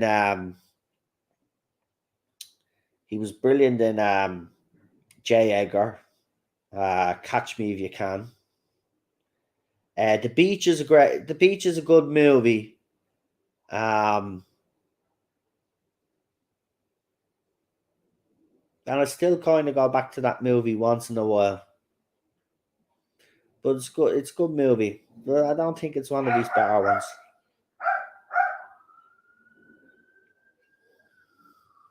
I mean, he's done some great movies. Stutter Island, another one. I mean, he's yeah, and he is great in Basketball Diaries. I mean, yeah, Basketball Diaries is just great movie. It's very It's a very harsh movie, but it's a great movie. But Leo's definitely a powerhouse. Tom Cruise still kicking it, no matter what you think of his religious beliefs. But again, judging him as an actor, and I think everybody was surprised by Tom Cruise in Maverick because he's been doing a lot of these action movies over the years, and I think people forgot how good of an actor he actually is. And in Maverick, he had to do a lot of acting. It wasn't just about him being in an aeroplane and stuff. He literally had to act in this movie, and he proved that he still has it as an actor as well. I'd love to see him do more roles like that. I mean, he's brilliant in A Few Good Men. I mean, holy shit, man, that's a great movie. He's brilliant in that. He was great in Cocktail. Love that movie as well. Tom Cruise again's another one. And I have to be honest, the Mission Impossible franchise, I gave up on that after the fourth one, but I decided to revisit and I watched all the movies all the way through. And I have to say, I didn't realize how good the newer movies were. So I can't wait. I'm caught up now with that franchise. I cannot wait to watch the. It's a two-parter now. I think so. We got the first part coming out soon. I think so. I can't wait for that. But after the success of Maverick, I think this is probably going to be the one of the most successful Mission Impossible movies to come out, and it's definitely the most anticipated movie to come out now since Maverick. So the only time I've seen Tom act was in Interview with a Vampire. That's a great movie, man. Um, I don't know what people think of the sequel, um, but I do like Interview with a Vampire. Good movie. Good movie. River Phoenix. Poor River. That guy. I mean, he's Joaquin has knocked it out of the park and deservedly got his Oscar for Gladiator. Didn't he get an Oscar? He got an Oscar for Gladiator, and he deserved it. And he praised his brother at that Oscar ceremony. But if River had a survived, I think we would have seen some absolutely brilliant movies from that kid. Same with Brandon Lee. Same with Brandon Lee. We've missed out on a couple of great, talented actors and actresses that have gone too soon. Had so much potential. Brittany Murphy was a highly talented actress in my opinion. Um, I mean, she's brilliant in Don't Say a Word. If you haven't seen it with Michael Keaton, it's a great bleed movie.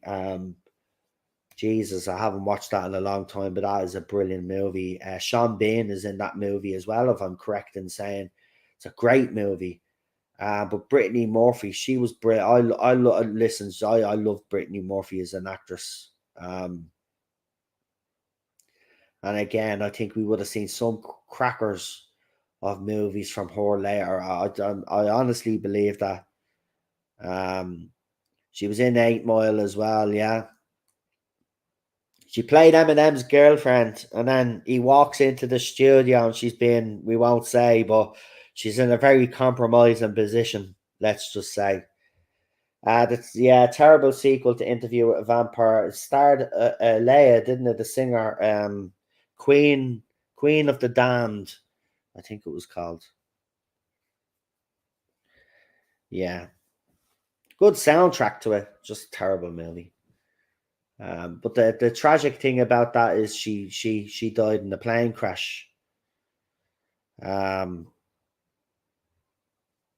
because our plane was overloaded with luggage and stuff, and yeah, again, sad man, sad.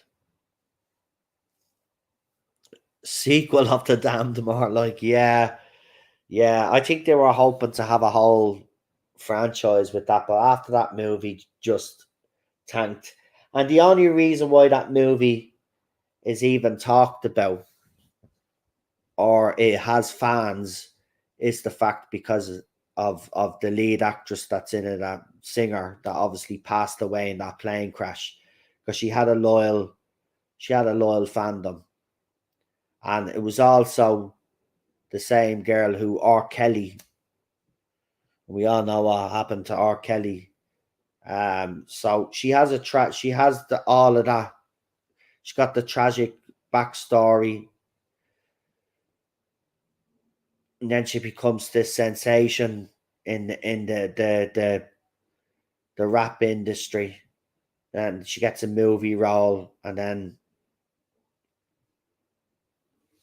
yeah, it's sad. It's sad, man.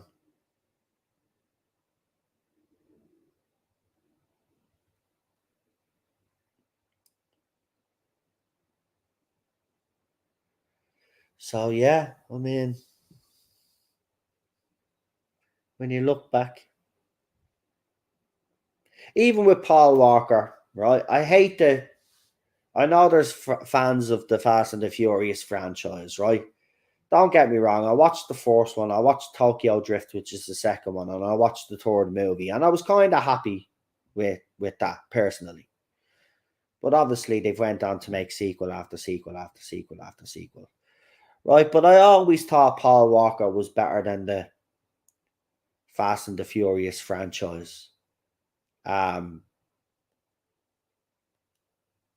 I actually think he was a good actor. I would have liked to see Paul Walker in other movies other than the Fast and the Furious franchise, to be quite honest with you. And I know he was in movies before that, but I mean, after the Fast and the Furious would have been nice.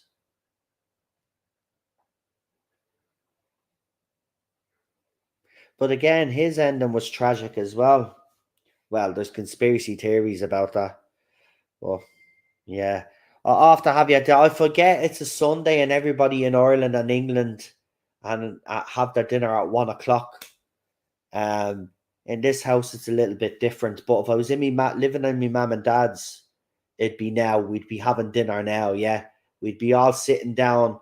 If it was years ago, we'd be all sitting down having dinner and be either Little House on the Prairie be on, or it was Heidi. What was the name of that show? I forget, Heidi something or whatever it was called, or was it just called Heidi? We'd all be sitting there, or it'd be that fella Cook with what's his face. We used to watch him as well. He had mad knife skills and all, or it'd be Monkey, or as we used to call him, Monkey Magic back in the day. So that'd be on around when we were having our dinner. So yeah, enjoy your roast if it's a roast or whatever you're having for dinner. I'm gonna actually head now as well because I didn't plan on doing. I said to the wife, I'll go 20 minutes and then I'll finish up. She start laughing because she knew. But I'm off now. So thanks for joining me this morning. It's not something that we do often, but I just wanted to come on and have a bit of a natter and talk about stuff and maybe ramble on a little bit. But I wanted to come on and you know have a bit of a chat, and it's went well. And I see the clouds now since we've been talking. Remember, I told you it was lovely sunny and we had a little bit of a cloud. Well, the dark clouds are coming over now, so I think we're gonna get a bit of rain. So yeah, I'm gonna go off now. Um, and I will talk to you. So we have that. Remember, we have the Halloween stream tomorrow. So the two movie choices are The Fog and Poltergeist. If you haven't voted, Poltergeist. I always say it wrong. Poltergeist, no, it's Poltergeist. Thank you. Anyway, if you haven't voted, please do. Please do. And we will catch up on Monday, as I said. enjoy the rest of your day, your evening, and we will talk to you tomorrow. Brand new week. Don't forget, we will have that Halloween stream. If any Doctor Who stuff comes out, obviously we will be talking about that, and we will touch on this Disney stuff, see where people are with that, see what their opinions are. So don't forget to like, share, and subscribe. We'll see you soon, folks. Have a good one, and thanks for tuning in this early. I really appreciate it, and we shall talk to you soon. Bye.